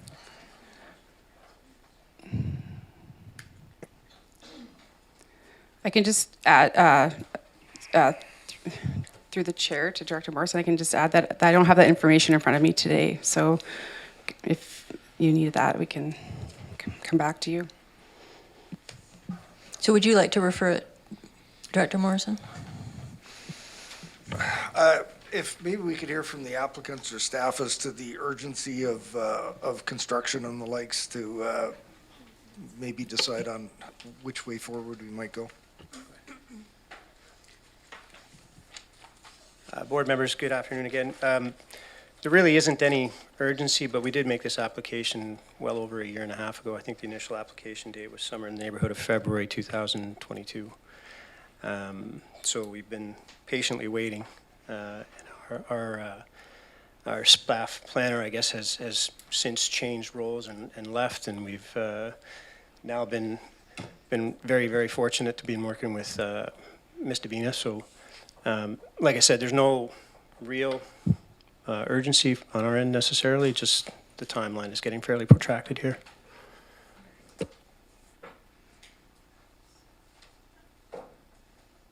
Director Wilson.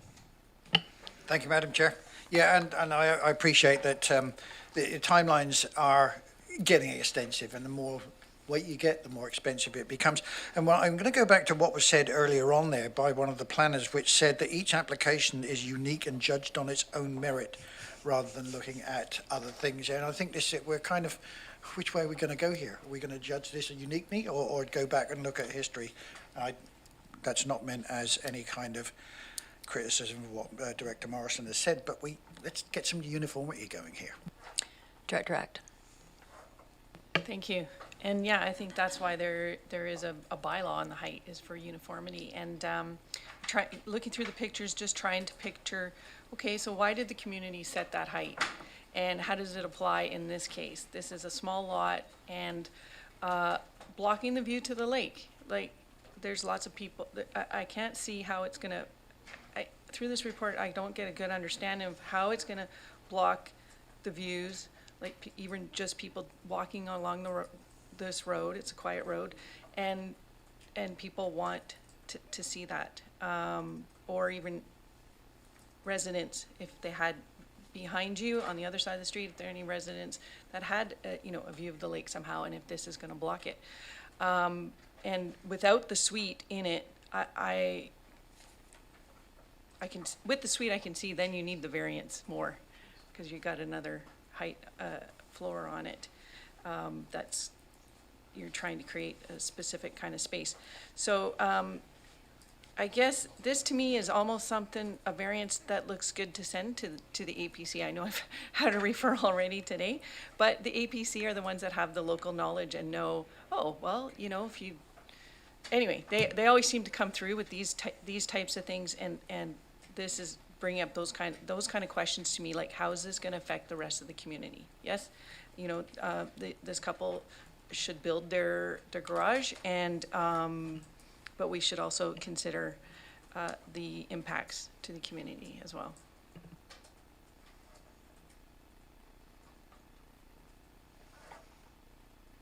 I'm just trying to look at remind myself what the letter said from we did get one piece of input from neighbor, right? Ms. Dabina, what was the upshot of that? To the chair. So there's one letter of correspondence in opposition, and it speaks to a variety of items. Okay. I don't know if you want me to go into No, all that's of those. fine. Okay. All right, Director Morrison, what would you like to do? Refer it? Oh, I want to think Somewhere? about it some more, but I'm inclined to, even though it's a relatively technical item, and the fact that I know that there has been a variance, a height variance denied on that very road on the waterfront, I think I'd like to refer this to the APC for comment. Okay, it's been seconded. Any more discussion? All in favor? Anyone opposed? Motion's carried. So, yes. All right. We're going to correct the audio.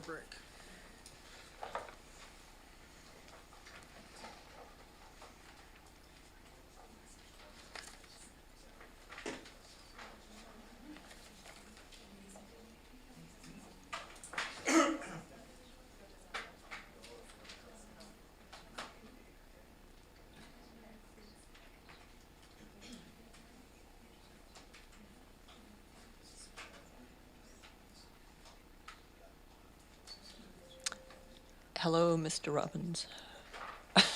All right, we're back in business here. So we're moving on to R5.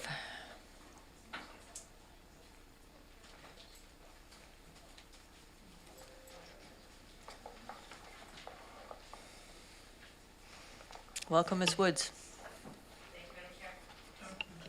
Thank you, Madam Chair. So this application,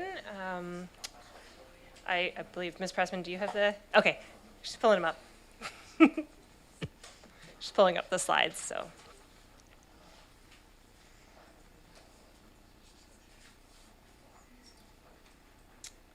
Perfect. So R5 is an application for RZ 22F02, which is a rezoning application that proposes to rezone the subject property from Forest Resource 1, or F1, to Rural Residential R1 to facilitate a 4-lot subdivision. Next slide, please. The subject property is an 8.5 hectare parcel that fronts onto both Highway 18 on the north side and Cowichan Lake Road to the south. In 2021, the CVRD received a referral from Ministry of Transportation regarding the proposed 4-lot subdivision, at which time it was identified that the subject property required rezoning to permit a minimum parcel size of 2 hectares to facilitate the subdivision.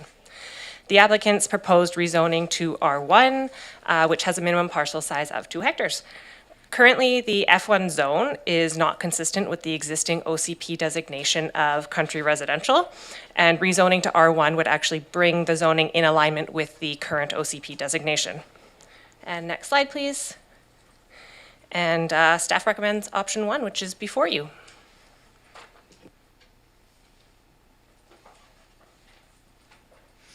Thank you. Any questions? Director Morrison. I thought I read everything very thoroughly, but I wondering if there was any mention of vegetative buffer on Highway 18 in the report. Not in this one specifically. I do recall there was a mention of that for a similar application down the road, and Ministry of Transportation actually, because of the elk, had said they don't want that vegetated buffer.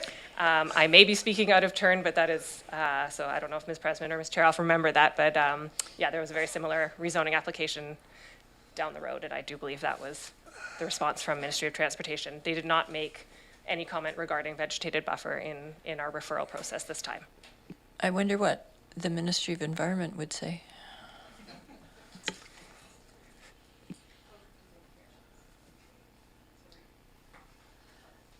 Director Morrison, you'd like to carry on? I would like to carry on. Yeah, that application wasn't quite near this one, and, you know, I understand the topography was quite different, but I guess I'd be prepared, if there's no other questions, to move the recommendation, and between now and the board, I'd like to speak to staff about whether or not there's any rationale for amending this with a vegetative buffer.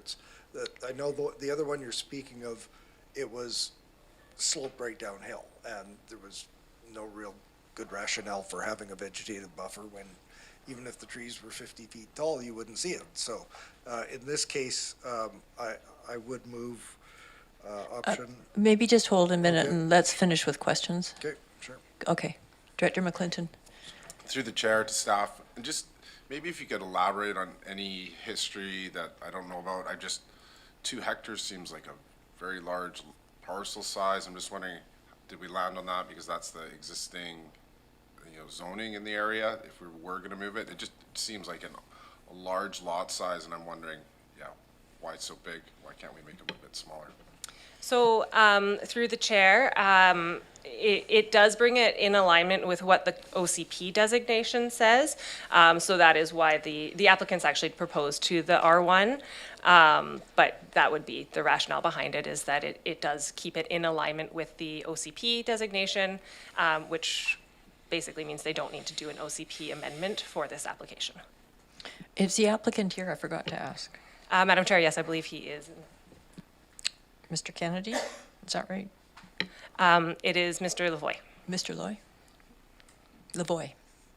Mr. Lavoie, would you like to add anything to this discussion? Not really. Can you come to the mic if you're going to? Thank you.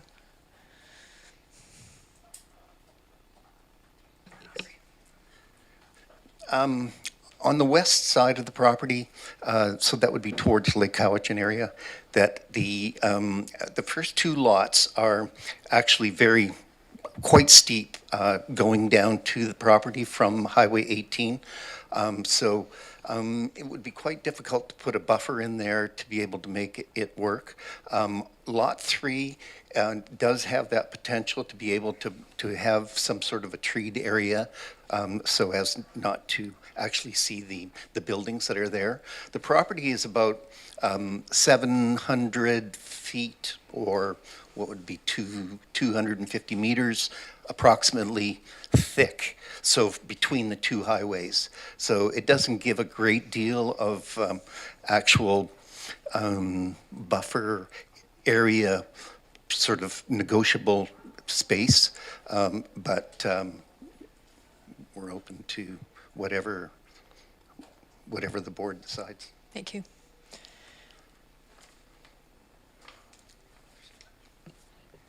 Director Morrison, would you like to? Well, when I move the recommendation, I'll ask to speak to it. Okay, I would like to just share your concern. I think that visual corridor along Highway 18 is very important, and it's we're development is sprawling out again now, so I think we should consider that. Yes, and it's important elk habitat, as we know. Okay, you ready to move it? Go ahead. Move the recommendation. If there's a seconder, I'd like to speak to it. I have a seconder. Please go ahead. Thank you. So for those of you that don't know this area, there's a strip of land between the town of Lake Cowichan border, Highway 18 and the old Lake Cowichan Road. And it varies in thickness, varies in topography. It's kind of an orphan chunk of land that there were parts of a major development in historic rezoning that has gone by the wayside. And there's these lots that are, well, I guess the best way to describe them, they're kind of orphaned. And highest and best use, I don't think we want to see a great deal of density in this area because there's no services, there's very little in the way of parkland, as referenced in the staff report. So a 2 hectare minimum, call it a hobby farm or small lot, small semi-rural lot is totally appropriate, and it's just been developed in the recent OCP document. So I'm comfortable with this moving forward, and I think that between now and the board meeting, I'll just make inquiries with staff and the applicant as to whether or not the 2 available lots for buffer would make sense, and if need be, we can modify things at the board. But I'm comfortable moving forward with this, and I think the community is as well.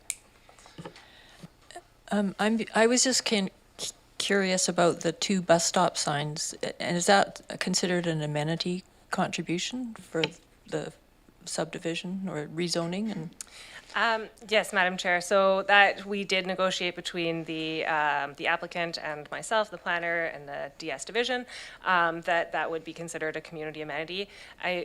The recent application that was very similar along the same strip, they did have a community amenity contribution as well, which was to register a statutory right-of-way for CVRD purposes.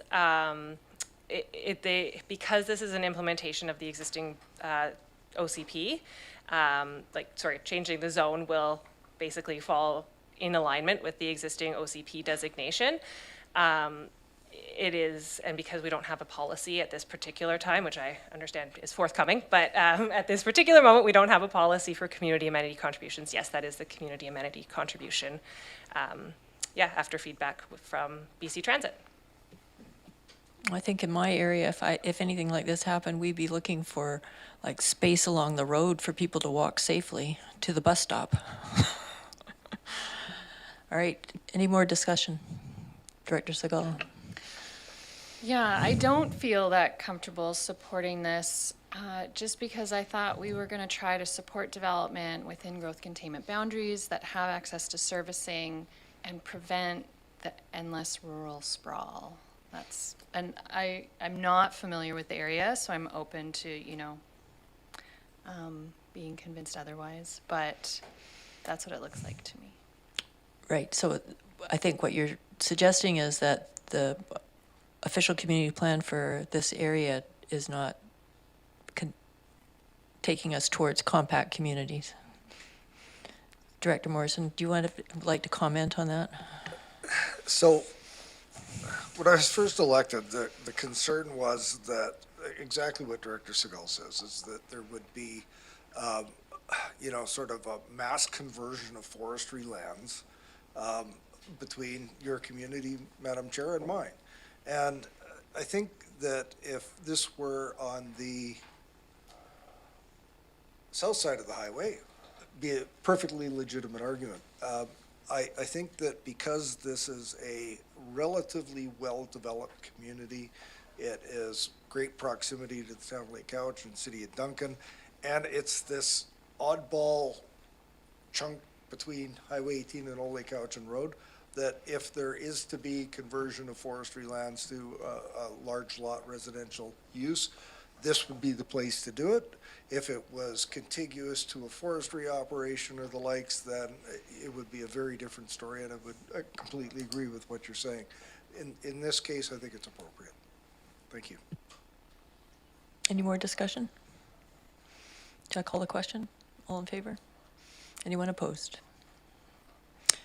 2 of us are opposed. Motion's carried.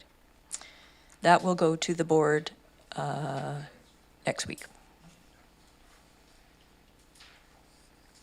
And we're moving on to R6, which is a report from the Development Services with regards to Red Arrow Brewing Company at 5255 Chester Road, liquor license amendment, change to hours of liquor service. Ms. Woods, you're on again. It's me again. I'll just wait for Ms. Pressman to get her slides up here. Thank you very much. So the application before you now, R6, is a CVRD referral. CVRD has received a referral from the LCRB regarding a request to extend hours of liquor sales at Red Arrow Brewery. The subject property is located on Chester Road in Electoral Area D, and the proposed hours can be reviewed on page 3 of the staff report. Staff have confirmed with bylaw enforcement right before this meeting that no complaints have been received for the site since the operation of Red Arrow began. I'm not sure, so stop me if I'm over-explaining here, but I do believe this is the first LCRB application that's been before this board since the current election. So just for clarity, the LCRB refers applications to local governments who are given the opportunity to opt in or opt out of providing comments. Should the local government opt into providing comments, staff time is required to gather public comments and provide the recommendations to the LCRB. Opting out of the comments defaults the public consultation process to the LCRB. For this site, two previous LCRB applications were considered in 2018 and 2022, both of which the committee recommended opting out of commenting on. And the recommendation is before you. Staff recommend option 1. Thank you, Ms. Woods. Director Morrison and then Director Abbott. Just fair warning to the committee that we should be very careful because there's been a public hearing on a matter in this neighborhood that we should not make reference to in regards to this application. Thank you. Director Abbott. Thank you, Chair. Ms. Woods. I do sense that my community, the neighbors of Coxsala Village, would perhaps like staff time to be spent on soliciting their input on these hours. I look at them and I wonder, do they really need to open as early as they're suggesting and stay late as they're suggesting? It's a wonderful business attribute for the Coxsala Village, but I'm learning in hindsight that my community members want more input. And while I don't wish to drive up costs with staff time, and you did answer one of my questions, which is, as a rule, we seem to opt out as a board and let this go through the machinations of the Liquor Control Board. But my preference would be to solicit interest or input from community members and not opt out. So that would be option 2 that you would want to move? Director Martman first before you move it. So I sat here 3 years ago, or maybe not even that long, and thought it's very similar to the same thing. And then we had a presentation by the Liquor Control Board about their process. And I think what the thing is say around opting in or opting out is, do you want more than the process that Liquor Control Board do? Because they do seek public information. And I think it's whether or not you're comfortable to say, yes, we'll let it gather within that process, but that's their under their umbrella, and they will take that on. I think what I heard when we did that, when that presentation occurred, is that they really do scan just around that location. They don't go broader, but if the community is aware of it, then they can certainly have input. So just as one of those things to consider before you have staff do sort of the same work, but maybe on a broader context. Might I ask if you just could expand with your experience what the Liquor Control Board does? Maybe Ms. Cheryl would like to answer that, because I think you organized having them, didn't you? Oh, did you? Oh, perfect.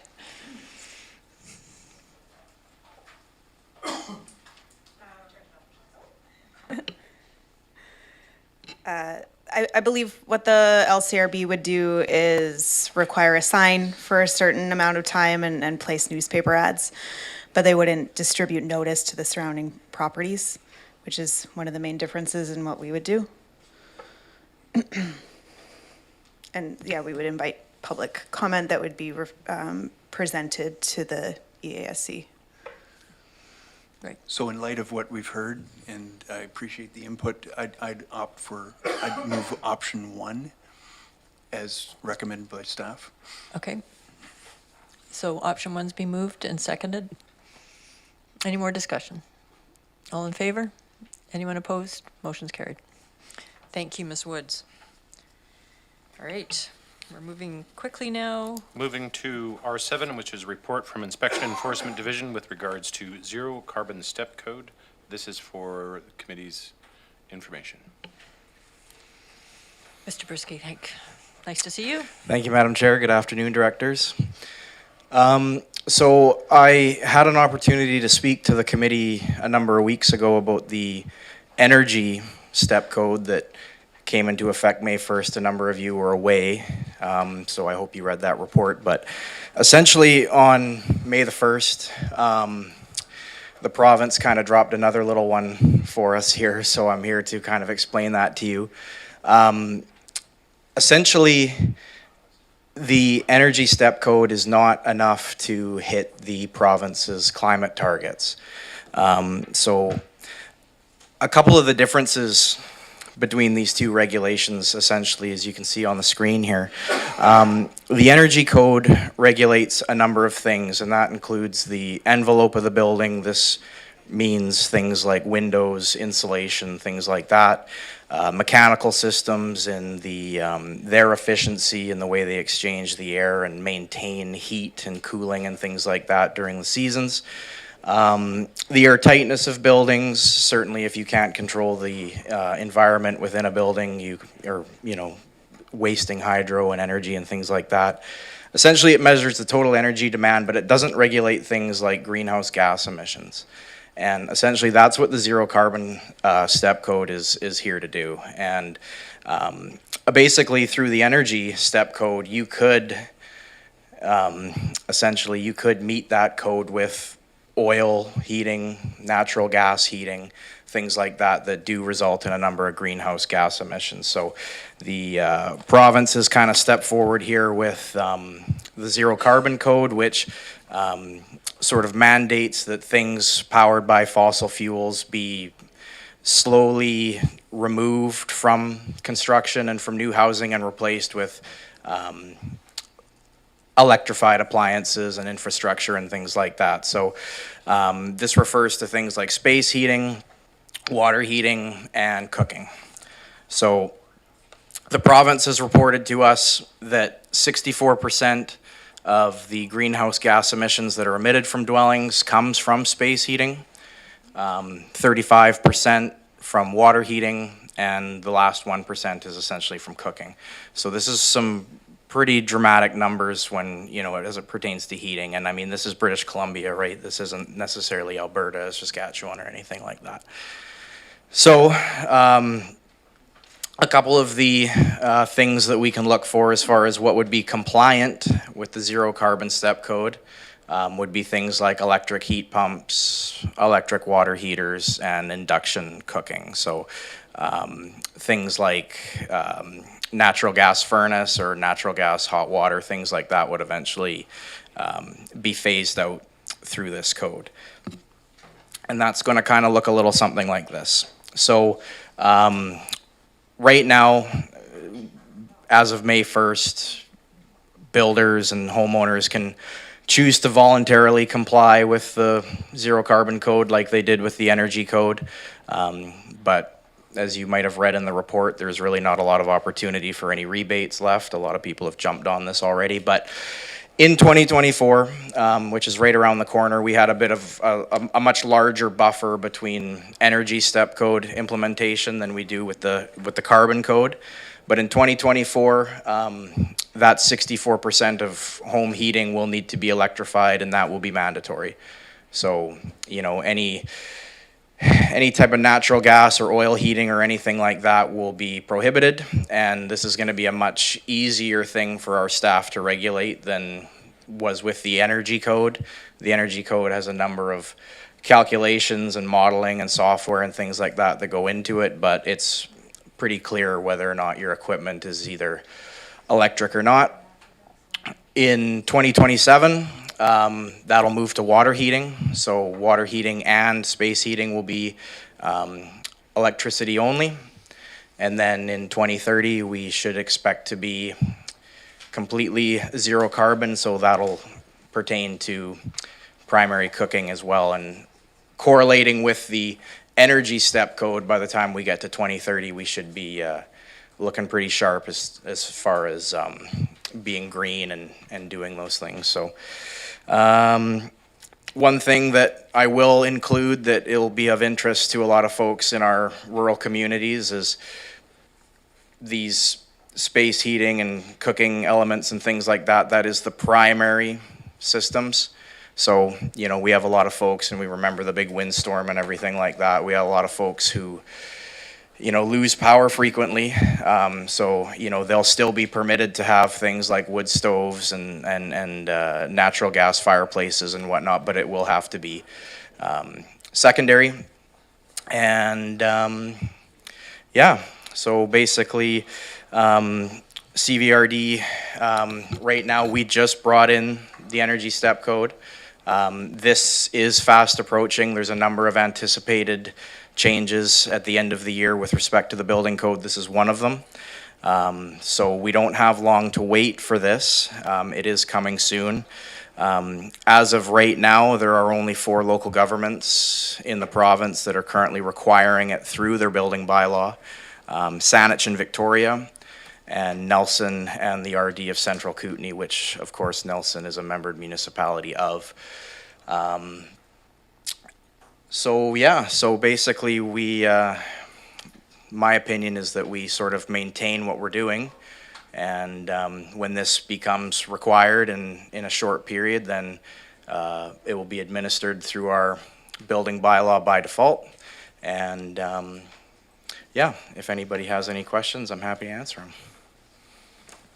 Thank you. So what I understand is that we could put it in place sooner, and that it is relatively easy to, it will be relatively easy to do. Is that what I'm understanding from We your- would have to do we would have to do a building bylaw amendment, and we're working on a number of things in that respect. I think what I meant by easily administered is that unlike the energy step code that requires complex calculations and software, this is really as simple as, you know, is that a natural gas appliance or isn't it? And this applies to new builds and renovations, not to existing? Yeah, this will be, this is strictly houses. Yeah, again, with, like we discussed with the energy step code, you know, there is a threshold for substantial reconstruction where something like this would come into play, but certainly if replacing of the heating system and things like that were not within the scope of work, it's permitted to proceed as existing. And will there be any rebate programs associated with it? Through the province, there are a number of rebates, big dollar rebates, but when I researched the rebates, they're all gone already, so. Great. Yeah. All right. Any questions for Director Wilson? Thank you, Madam Chair. Thank you, Sonny. Question for you. So I have and this applies obviously to all new buildings going forward here. So I have, and I'm sure that those are people as well, a gas-fired water heater and a gas-fired, which has already been mentioned in the secondary heating here. What is the situation, or what might be the situation, if they go faulty and they need repairing? Will they still be allowed to repair those, or will they then say, can't do it, got to replace it with something else? Right. So through the chair to Director Wilson, we have a number of exemptions in our building bylaw, and they're common exemptions throughout building bylaws in the province. So the routine replacement of a water heater is a common exemption from building permit requirements. And the building code does also contain a clause that suggests that its application to existing buildings, provided we aren't providing any less than what currently exists, then we're okay to keep moving. So the scenario of replacing a water heater really wouldn't, but let's say you decided you wanted to peel back your dwelling to the studs and replace your water system in its entirety or something like that, then that's a threshold where you'd be faced with zero carbon compliance. Director Deck. Oh, then Director Martman. Thank you, thank you. We're doing our best to provide affordable and attainable housing for people to live in and for our workforce to live in. And the question I always ask myself is, are we doing our best to provide a future that people can live in? And so I'm wondering how difficult it was for Saanich and Victoria and Kootenay and Nelson to move these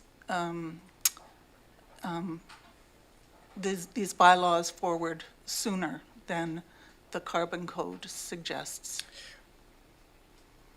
Through the chair to Director Deck. So we would have to come to you with an amendment to the building bylaw to, like, we are permitted to mandate this at any time, should that be the direction of the committee and the board. And it would just be a matter of amending the bylaw, which we are permitted to do, and we would go through that process. And so. Well, that sounds fairly simple. It's not as simple as, like I think I heard you say something at one of the housing meetings that we were at, that it's more expensive, right?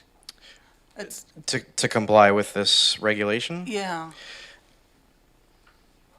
Well, I guess it all sort of depends, I guess, on what kind of home are you trying to heat and how large your family is, and how conservative you are with your usage and things like that. In my research and preparing the report, BC Hydro's ability to serve the province is going to have a lot to do with this, and the tiered process ought to align with some of the spending and the infrastructure that BC Hydro plans to implement. We had some pretty hot weather there a couple weekends ago, and BC Hydro sent out a thing that we ought to be careful not to all turn our air conditioning units on at the same time. So, I'm a little on the fence as far as whether or not we can completely support this immediately, or if the right thing to do is sort of allow the province to kind of move through it as they've intended with the building code. Yeah. So, but Saanich and the others, they're doing all right moving forward earlier. Yeah, and I mean, we are only a month into being able to even regulate this. I haven't spoken with any staff at those districts. I certainly could, but I don't believe the sample size would be large enough. I mean, our group has just begun taking in applications that need to comply with the energy code, and that sample size is so small right now that I really couldn't give the committee any feedback as far as how is that going. So. Thank you. Any more questions? Director Martman, sorry, didn't mean to forget you. No, I'm not forgotten. Thank you. Thanks for this, and this is very informative, and I think maybe informing the direction of natural gas and the use of fossil fuels. I'm interested in the governance part of decision-making around the balancing of when to implement and with the climate adaptation or mitigation strategies that we have at the CVRD. And from two perspectives. One is, we get the report from bylaws and building inspections, but where does this match up with other departments in the CVRD that would inform us on, what we should be doing or what we should be considering doing and how quickly around climate, adaptation and mitigation factors. So that's one part, and I think, you know, we can learn from others, certainly. And then balancing that with the third piece of, does it particularly increase the cost or complexity of a build? You know, I hear the costs around maintenance, perhaps, but does it actually change someone trying to get a permit and saying, hey, this is the build I want to do, it's going to take a lot longer because now you have to put it through this filter of the zero carbon.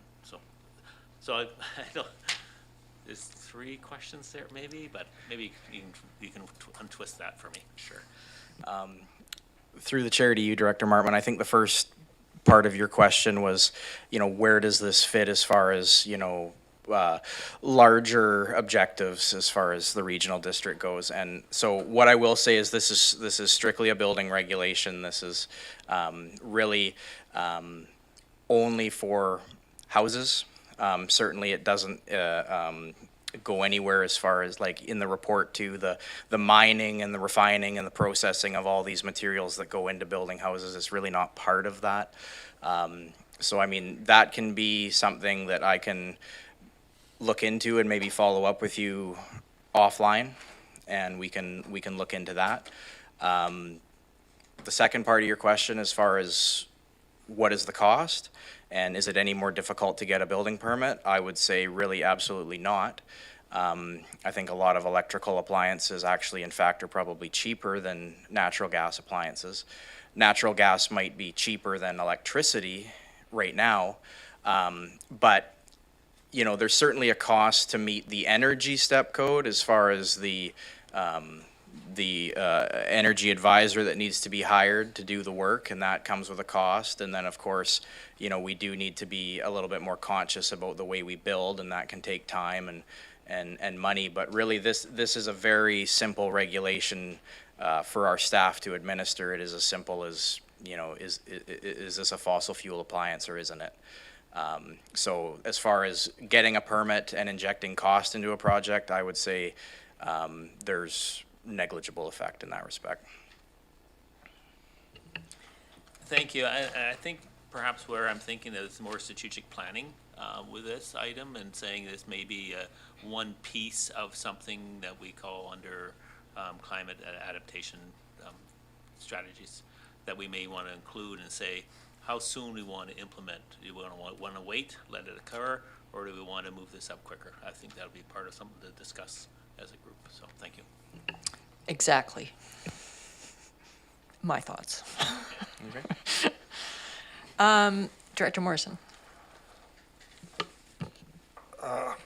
Through you, Madam Chair, and I think you sort of alluded to something that's a concern in the back of my mind, and that's electrical grid stability and availability. And so I understand where we're going with this, more, not specifically this, but the more efficient building envelope, more, and this is dealing with the internal, the heating, the hot water and the likes. But I'm curious if you might be anticipating an increase in the supplemental heating sources, supplemental hot water sources. And the reason why I ask that is, it doesn't really matter how efficient your building envelope is if your hydro goes out for 5 days, and it could be in the dead of winter, or it could be in the middle of a heat dome. You got people stranded in brand new efficient houses with no ability to heat or cool. So I'm just wondering if there's an anticipation that where people might have automatically considered putting in a wood stove now, maybe not so much, but propane generator backups and the like, and the additional cost of having something that's fairly automated, wired right into their building. Is there any anticipation for those areas that may not have as reliable a hydro system or hydroelectric grid, that we may see more of that? And I realize it's all new builds. Uh-oh. Through the chair to you, Director Morrison. So one thing I can say is I think we're already seeing that in a number of the buildings that we review. Certainly in your area, Director Martman's area, there are a number of dwellings being built, regardless of these codes, that do incorporate wood stoves, backup generators and all these things, just simply because people understand the nature of living in the rural district. And I think that's why the province does give us that option to allow these things as supplemental. One other regulation that's going to change this Christmas along with this is actually the requirement for air conditioning and cooling. And there's going to be some language that comes along with that.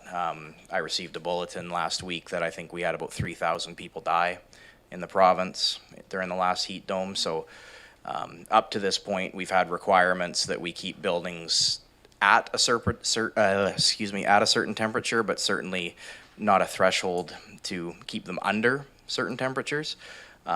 So as we continue to roll through these energy codes, there's going to be more and more things, and eventually we're going to kind of just sort of have this streamline effect. But absolutely, we anticipate exactly what you're questioning, but a lot of what's already happening is just that. So that's great. Do we have any more questions? Because it would be good to move on and we can talk about it tomorrow. Thanks, everybody. Thank you, Mr. Brisky. All right, we're moving on to... Moving on to R9, report from Utilities Divisions with regards to amendment to bylaw number 3711, Mill Springs Sewer System Establishment. Welcome, Ms. Thompson. Thank you. The purpose of this report is to present a certificate of sufficiency and obtain approval to extend the boundary of the Mill Springs Sewer Service Area to include 2 properties on Benko Road and Trans-Canada Highway to support the proposed development of a property known as Frame Center. Oh, thank you. Any questions? Director Segal. I'd just like to move it. It's been moved and seconded. Everyone know where a Frame Center is? Okay. Any discussion? No discussion? Everyone in favor? Anyone opposed? Motion's carried. That was easy. And then R10 is a report from Utilities Division with respect to amending the Cobble Hill Village Sewer System Establishment Bylaw 4205. Would you like to say anything? It's up to you. It's pretty straightforward. I think Director Wilson would like to move it. And Director Segal would like to second it. And I don't think anyone wants to discuss it.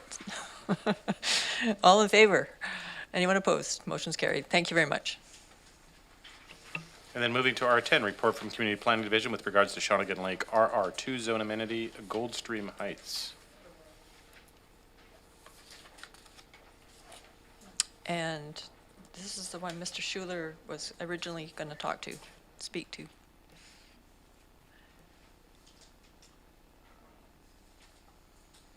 And I don't see him. Any questions about this report?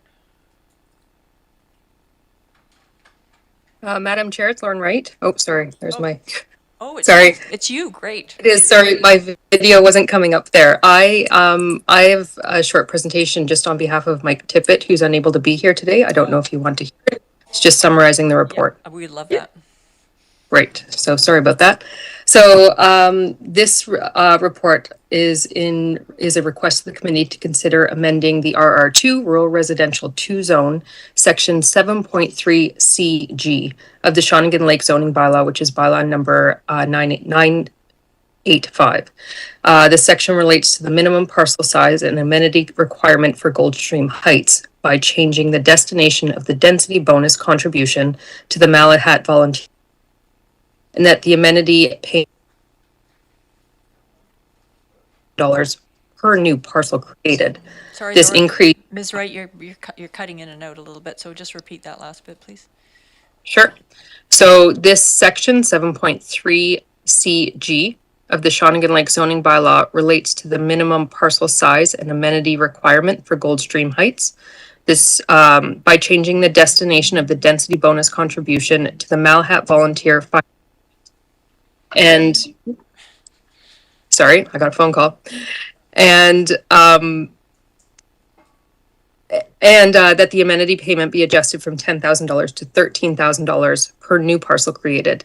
So this increase of $3,000 is to compensate for inflation since 2013. So section 0.7 or 7.3 CG of the RR2 zone relates to the parcel size and amenity requirements for Goldstream Heights. So currently it states that the minimum parcel size for the zone is 4 hectares. However, this section states that the minimum parcel size may be decreased to 2 hectares if a cash contribution of $10,000 per new parcel created be made to either the Community Parks Capital Reserve Fund for Area B, Shawnigan Lake, or the Shawnigan Lake Recreation Specified Area Capital Projects Reserve Fund. So this provision was developed in part to stimulate additional density in the Goldstream Heights subdivision in order to get a critical mass in the area to petition for fire protection. So by redirecting the cash amenity contribution funds to the Malahat Volunteer Fire Department, this could provide a material benefit to the provision of fire protection services throughout the service area, which could eventually include Goldstream Heights subdivision. Once a fire hall site is chosen, a more effective service coverage can be provided. And I do believe, so Mike Tippett did work with Rob Schooler on here, and I am here for questions, but I think most questions would be directed to Mr. Schooler if he's available. Thank you. Any questions? Director McClinton. Approximately, through the chair, to Ms. Wright, approximately what does a lot go for? 0.4 of a hectare is about an acre. I'm just curious what that goes for. Through the chair to Director McClinton, to be honest, I can't tell you what the current market value is of a lot up there. I do understand though that, current real estate is showing upwards of, close to $2 million when a home is built on the lot. Just to comment, I think that sum is a little light. Yeah. I think others might agree with you. Director Morrison. Oh, I gotta get on a soapbox for a second here. So I thought this buying density for cash really sucked when it first came in the first place, because we had an example in Chair Nicholson's area where an amenity that was negotiated was an actual lot. And the actual lot appreciated in value far more substantially than the cash did in this example. So I understand we have some amenity improvements and policies coming up soon. I'll support this, but clearly we could do better, because if you can take a 4 hectare and split it in 2 and pay $13,000, who wouldn't do it, right? So I think that lessons learned from the past, and Director McClinton was onto something, and I think we should be quite wary of cash for density offers in the future. Thanks. Director Acton. And thank you, Madam Chair.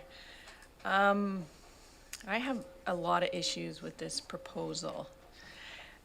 First, I think this whole area needs looking at.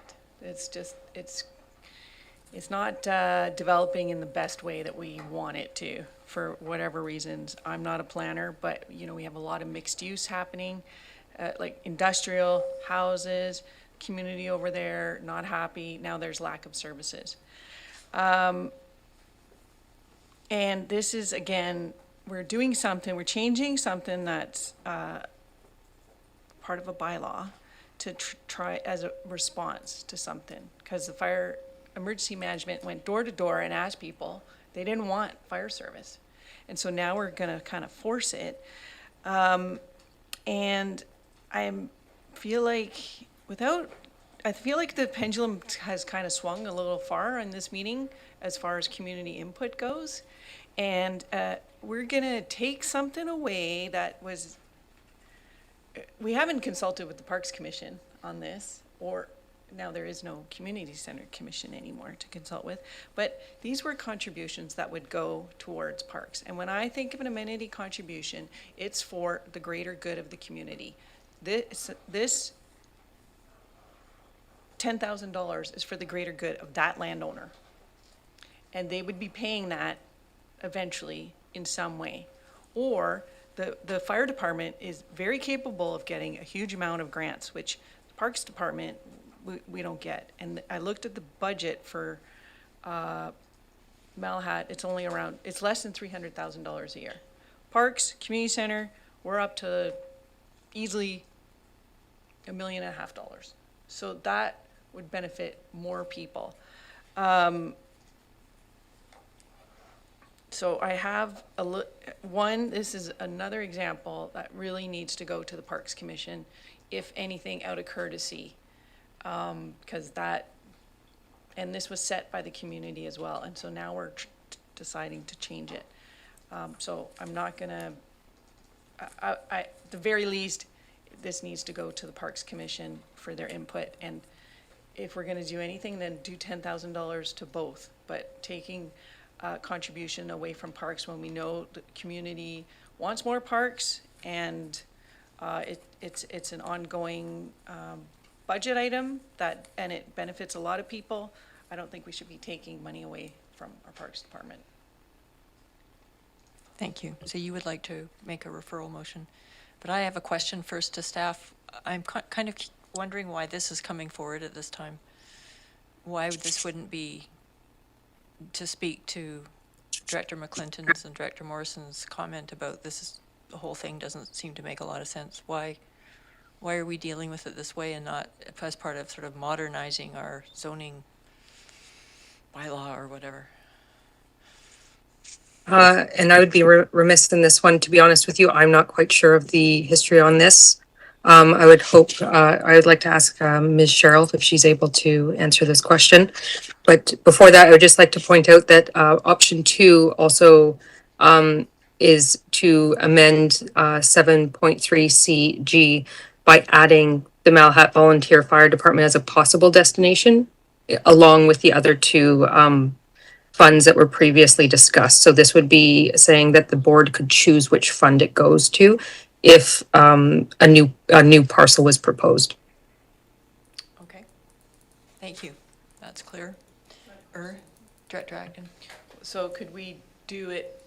Could it be $13,000 to parks and $13,000 to the fire department? Through the chair, I don't. I would actually appreciate if Ms. Cheryl could answer that. Madam Chair, to answer the question, yes. So this is the board's bylaw, and you can amend the bylaw as you see fit. So if you feel that the current amenity contribution is inordinately low and you want to update it, you're certainly within your authority to do that. So you could have 2 funds that need to be paid into as a requirement for that additional density. I would suggest that it is a fairly significant change to the bylaw, and to respond to the earlier question, I don't know the specific impetus for making the change, apart from the fact that you did have the recent Malahat Fire Service review that was completed. But an option might be to refer it to your advisory planning commission for some feedback and thoughts on whether or not they feel that's appropriate, or if there are other places. Or you could sort of put the report on ice for the current time, because you will be receiving a report at an upcoming meeting on the community amenity contribution policy, which might also help to inform a decision about amendments to this bylaw. I like that suggestion. Director McClinton. Through the chair, I'm not well, I drive the Malahat a lot, I'm familiar with the area. I don't have as much of the problem with the density, but I can certainly understand how folks that live there do, and I appreciate this. I think this should go for referral. You know, just coming back to like sectioning this off, clearly we have an issue there with, you know, fire coverage, and we need to deal with it. I'd like to know what the assessed value of those lots were, so I'd ask if that could be sent back to staff for comment. I'm sure we could look them up. And then I know in typical subdivisions, you're looking at something at 5%, you know, maybe let's get an idea how close that $10,000 is to 5% of the assessed value, something along those lines. And I think, you know, least then we could know that we're not, you know, that it's in line with other sort of transactions that happen. That'd be my thoughts. So, Ms. Cheryl. Madam Chair, just for information, I've checked the current real estate listings for Goldstream Heights, and there are currently 4 lots that are listed in the kind of 2-hectare size, and they run for about $500,000 for land. I don't think that was the case when the bylaw was put in place. Yeah. Okay, so if we had a referral motion to the APC and Parks Commission, and by the time that came back, would the other report on amenity contributions, do you think, be coming forward? Would the timing work there? Okay, great, perfect. So how about if you make a referral motion? See what the community thinks about it. Sure, thank you. I'll refer it to APC and Parks. And I seconded? With an increase, big one. I like the way you're thinking. And it's been seconded. And any more discussion? Director Segal. I'm happy to support this motion, but I do just want to emphasize the importance for everyone around this table to read the fire service review that was done, or make an appointment with Mr. Schuler to get a better insight about what the Malahat Fire Hall is dealing with. We've got volunteers working in completely unsafe situations with inadequate equipment. I think R1 and R11 are trying desperately to deal with that. So just, yeah, please everyone inform yourself on that topic. Thanks. Director Morrison. So just some clarification. The effect of the motion is to refer this out to our referral agencies, and Parks and APC. Yet we've got staff bringing forward a community amenity policy on, did I hear June 21st? I just see the potential for there being sort of very different outcomes of those two processes. So would it not make sense to receive the policy, have the policy for our consideration, and then refer it out, given that this isn't an urgent matter? Then the APCs and Parks would actually have the document that we're all working off of that's been produced by staff. So just Ms. Terrell, any thoughts? Madam Chair. Go for it. As an option, we could just hold the referral until the board decides to refer the draft community amenity contribution policy, and then they would be considered in concert, if that makes more sense. Certainly, if that makes sense. Is that okay? All right. So that's part of the motion then, that it be referred in concert with. Could you say that again, please? That the draft bylaw amendment, proposed bylaw amendment, be referred in concert with the draft community amenity contribution policy. Is that okay? Okay. That's been moved and seconded. All in favor? Anyone opposed? Motion carried.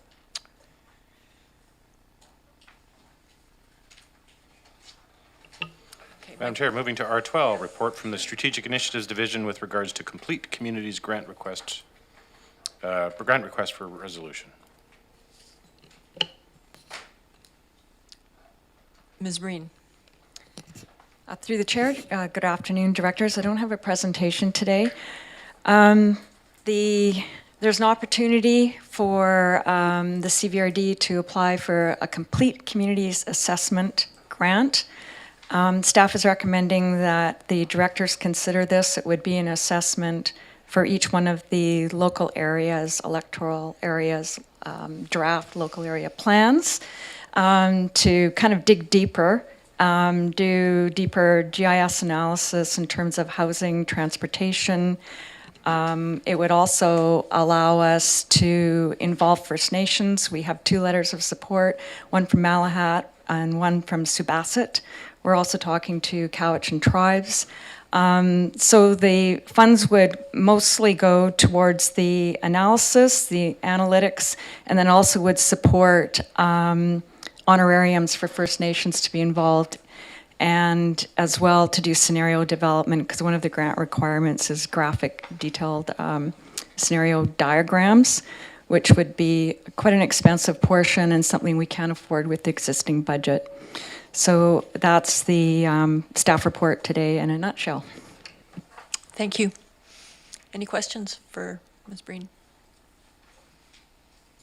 Director Deck? I don't have a question, but just a comment. I think this is just going to be the most valuable thing ever. It'll sure help us make good decisions regarding land use, so I'm just thrilled to bits. Director McClinton? Through the chair, I'd like to echo that, and also thank you for meeting with my APC and doing a wonderful job. And it's just really apparent those are some educated folks that you were meeting with, and just there's still a lot to learn about the work you guys are doing. So I think this is extremely valuable, and you have my full support. Thank you. Well, would someone like to move this motion then? It's be moved and seconded. Any more discussion? All in favor? Anyone opposed? Motion's carried. Thank you. R3 is a report from Strategic Initiatives with regards to the official community plan bylaw 4373 First Nations engagement update. This is for your information, but staff are here as well. Welcome, Ms. Garnett.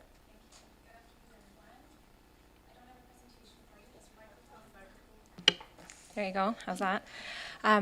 There's no presentation for you. I'm just here to speak to the report, which is just for information. It's an update on the status of engagement with First Nations and the development of the official community plan for the electoral areas. I would say the engagement with First Nations for this project really kicked off in 2020 when the modernization was in its early stages. Then carrying on with the housing needs assessment, there was further engagement with First Nations, a little bit of a hiatus with the pandemic, of course. We've had a series of meetings with staff from Malahat Nation, Cowichan tribes, Laxon, Penelakut, and more recently Subasset. So we've had formal letters going out to all First Nations, and I've been making follow-up phone calls to assess level of interest in meeting, and I'd say that's been going well. We're excited about some upcoming opportunities as well, one of them being the report that Ms. Breen just presented on, as well as the local area planning process in general. I think really provides an opportunity for sort of more detailed and tangible planning initiatives at sort of the local level. So we are continuing to do what we can to engage with First Nations, and that's what I have for you today. Director McClinton. Through the chair, I was curious, just I don't know if you can even answer this question, but in practical terms, I know there's a few areas that are in stage 5, moving into stage 6, and it's my understanding that's the final stage where, how might that impact, like, the services, or how does that change the relationship between the CVRD and those nations? Thank you. It's a really exciting time in terms of the changes coming with various First Nations advancement and their rights to self-determination, but specifically with modern treaty negotiations. There are many nations in stage 5 of the 6-stage BC treaty process, and with implementation of modern treaty, First Nations have the rights to join a regional district with the same sort of role as you as elected or area directors or municipal representatives on the board. And there are examples on Vancouver Island of that occurring, of First Nations representation on the Alberni-Clackawas Regional District, for example. So it's pretty exciting. And not all nations are pursuing treaty. I think that's kind of an important consideration. So, but I would say all are doing following their paths, right, to see what they can do towards realizing their goals. Do staff ever get together with staff in the First Nations to talk about land use stuff? If I understand, yeah, so that's the purpose of our referrals and follow-up, is we're there to talk about land use and long-range planning. Does that answer your question? Well, really, it's hard to get meaningful information unless we build a relationship with people working in that area. Yeah. Yeah, I couldn't agree more. Thank you. Anything else, Director Mortman? Thank you for this, and I guess the question is, do you feel that there's something that the board or this committee could do to assist? And the reason I say this is because you know, there will be opportunities for us to be meeting with First Nations, and so you're talking about staff to staff, and I'm wondering if you look at the board to board, or do you see that as sort of more of something that we look at strategic direction ourselves, but do you have any insights? Thanks. Thank you. That's a big question. Certainly leadership at your level is really critical to sort of provide that direction to staff on our priorities. And really we would follow, you know, your leadership and decision making in terms of engagement protocols or other sort of more formal agreements. I think what we're all hearing is that, you know, the community, the non-Indigenous members of our communities are asking for more work to be done in this regard. And so we'll do what we can at the staff level. And yeah, we appreciate any steps you take at your level. And so I guess sometimes when we meet, it'd be nice to have some key messages. Something that we would say, you know, like, this is the elevator talk, this is the piece that, you know, around that would help explain or at least plant a seed to say, you know, hey, have you heard anything about our OCP? Have you heard anything about our MOCP? You know, like those types of little pieces. I'm wondering if that's something that we need to be asking for, or is that something that would be sort of part of coming out of your thoughts of this kind of report? Right, yeah. I mean, I think we could certainly talk maybe offline about that kind of thing. I do think that the local area planning processes will really help sort of support conversations, because we will be talking about smaller areas than we were talking about for the past ideas of fairs, where we're, you know, looking at the region as a whole and policies at the regional level. So that might be a way to sort of, you know, hone in on identifying areas of interest, because I find that that's a big part of it, is that, you know, First Nations, as any governments, have different interests, different priorities. So just getting, you know, being able to identify those. But certainly we can talk more. Yeah.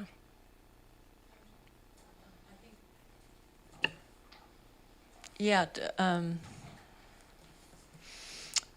Ms. Miles Wilson. We're actually going to talk about this a little bit in the next item, so I think it would be good to move on to that, if that's okay with everyone. This was for information. Yeah. Yes. Because capacity and funding, helping First Nations participate is a really big issue. Yeah. Okay. Let's move on to new business item 1. And Ms. Miles Wilson is going to lead this one. Right? So go ahead, Corporate Secretary, introduce it. New business, 2023 UBCM Convention meeting request with Premier Eby and Provincial Cabinet Ministers and the Minister of Municipal Affairs. Tight timeline, June 30th. Thank you. This is on. Thank you. So we received a memo from the provincial government related to the upcoming UBCM convention that's going to be in September. And senior management did come together to have a conversation about some topics that we thought might be of interest for a committee to consider in these meeting requests. So the meeting requests would be with ministers and their senior staff. So a few topics for consideration The first is pertaining to the Stalking Lake Dam, which we have an interest in partnership with the town of Ladysmith. We were unfortunately unsuccessful in receiving a sizable grant that we applied for, and in conversation with the town of Ladysmith, it would be of interest to request a minister's meeting to discuss funding for that very important infrastructure project. So that's topic one. Topic two, potential meeting regarding the Couch and Weir related to funding for that infrastructure as well would be another meeting request. And so the first would be with the Minister of Forest, Minister Wilson, and the Weir project would be with Ministry of Environment to discuss our interest in that project as a strategic priority and the funding for that. And then the third topic that the management team thought might be of interest to consider is related to the community program, which funds now a couple of different opportunities for engagement with First Nations communities, one being forums and events, and the second component being bylaw and policy reviews, but both only to the tune of about $10,000 apiece. And so it might be an option to encourage the provincial government to increase the level of funding for those programs, as in a regional district such as ours, there's a lot of work to be done related to reconciliation and engaging with First Nations communities, and additional resources would be helpful for us to do that work. So those are three proposals for consideration. Thank you. So I think that we could perhaps do some thinking before the board meeting next week from an electoral area perspective. And we have a strategic planning thing tomorrow that we could think about as well. And Director Morrison has ideas. Not my idea, though. Thank you, Madam Chair. So this is a great opportunity to speak to the FCM that I just attended. And gosh, I hope that this committee will think long and hard about making sure that electoral area directors can attend those on an annual basis. And I'll just use this one example as the new president of FCM is a mayor from a very small town in Quebec and has been in attendance at these events and on the executive for 14 years. And you can't have that kind of role and participation and influence if you're only allowed to go once every 3 years. So just a thought. But one thing that came out of UBCM and FCM, and they only had 3 resolutions debated, was a new framework for funding for local governments. And this is a problem all across the country, and it seems like all of our provincial governments are kind of, ignoring us. And property tax and fees and charges and utilities just simply aren't cutting it for local government. And I'm going to use a phrase that I heard there. The federal government has all the money, the provincial government has all the jurisdiction, and the local government have all the problems. So I'm going to suggest that we might add a new fiscal framework as a discussion with perhaps the Ministry of Finance, and that would dovetail nicely with some of the work that UBCM is doing. So I'd like to put that forward for consideration, and maybe we can talk about this tomorrow and at the board. Great idea. All right, Director Acton. Sure. I think it is a great idea, because I was kind of thinking how we suffered during COVID when there were some grants suddenly given, and regional district was allowed to get 2 or something. It was something like that. Electoral areas, there was 2 grants amongst all of us, and each municipality got 2. So then we definitely need a different framework and a different scale when we're areas that are bigger than many municipalities. Any more comments, discussion? All right, think about it, because we have tomorrow and we have the board meeting where it'll be on the agenda again. And now we're moving into question period, and then we have a closed meeting. So I want to push through question period before we take a break.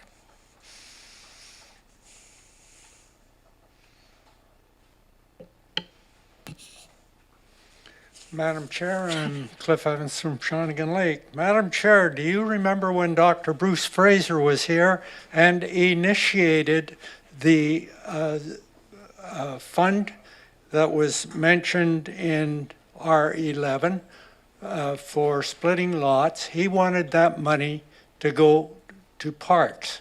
And the reason he wanted it to go to parks was so we could buy up more land to keep more forest standing in this watershed. And when you go back to giving that money to the Malahat Fire Department, that Malahat Fire Department belongs to the CVRD. And the CVRD has let that Malahat Fire Department go to the birds. And so it should be the CVRD that's coming up and maintaining that fire hall with their money. We require the forest for water. There's problems up there on Goldstream Heights for water. They're going down over 1,000 feet for water. And if you don't have a lot of money, you don't get the water. Madam Chair, I was surprised at some of the answers you got on R1 from the Fire Safety Department. They weren't even talking about the same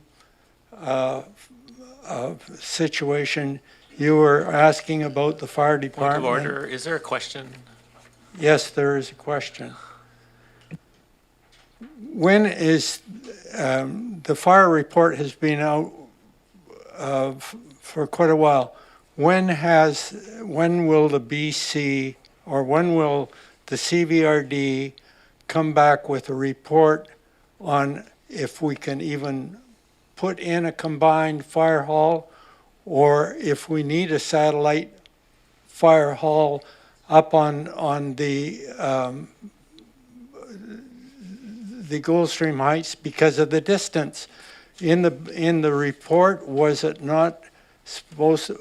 we not supposed to have a fire hall put in at the corner of Trans-Canada Highway and Shawnigan Lake Road, someplace in there? But there may be a bigger difference, an 8-kilometer difference from there to the end of Goldstream. So maybe we do need a satellite hall in there someplace. Madam Chair, can we get the Fire Safety Department to get working on that to see if we need a satellite station or if we can do a combined station? Can we get this board to ask the Fire Safety Department to act on that report? Thank you, Mr. Evans. I believe that they are looking at what the next steps are. We just took a look at the fire service review recently. And yes, my understanding is that we need a new fire hall site location. The one that it currently is at is not adequate. And yes, I think the recommended one was closer to the Shawnigan turnoff on the highway. So I think that they're looking into it and at their options, but I have no idea what the timeline is, but I can get back to you on that. Okay, thank you very much, Madam Chair.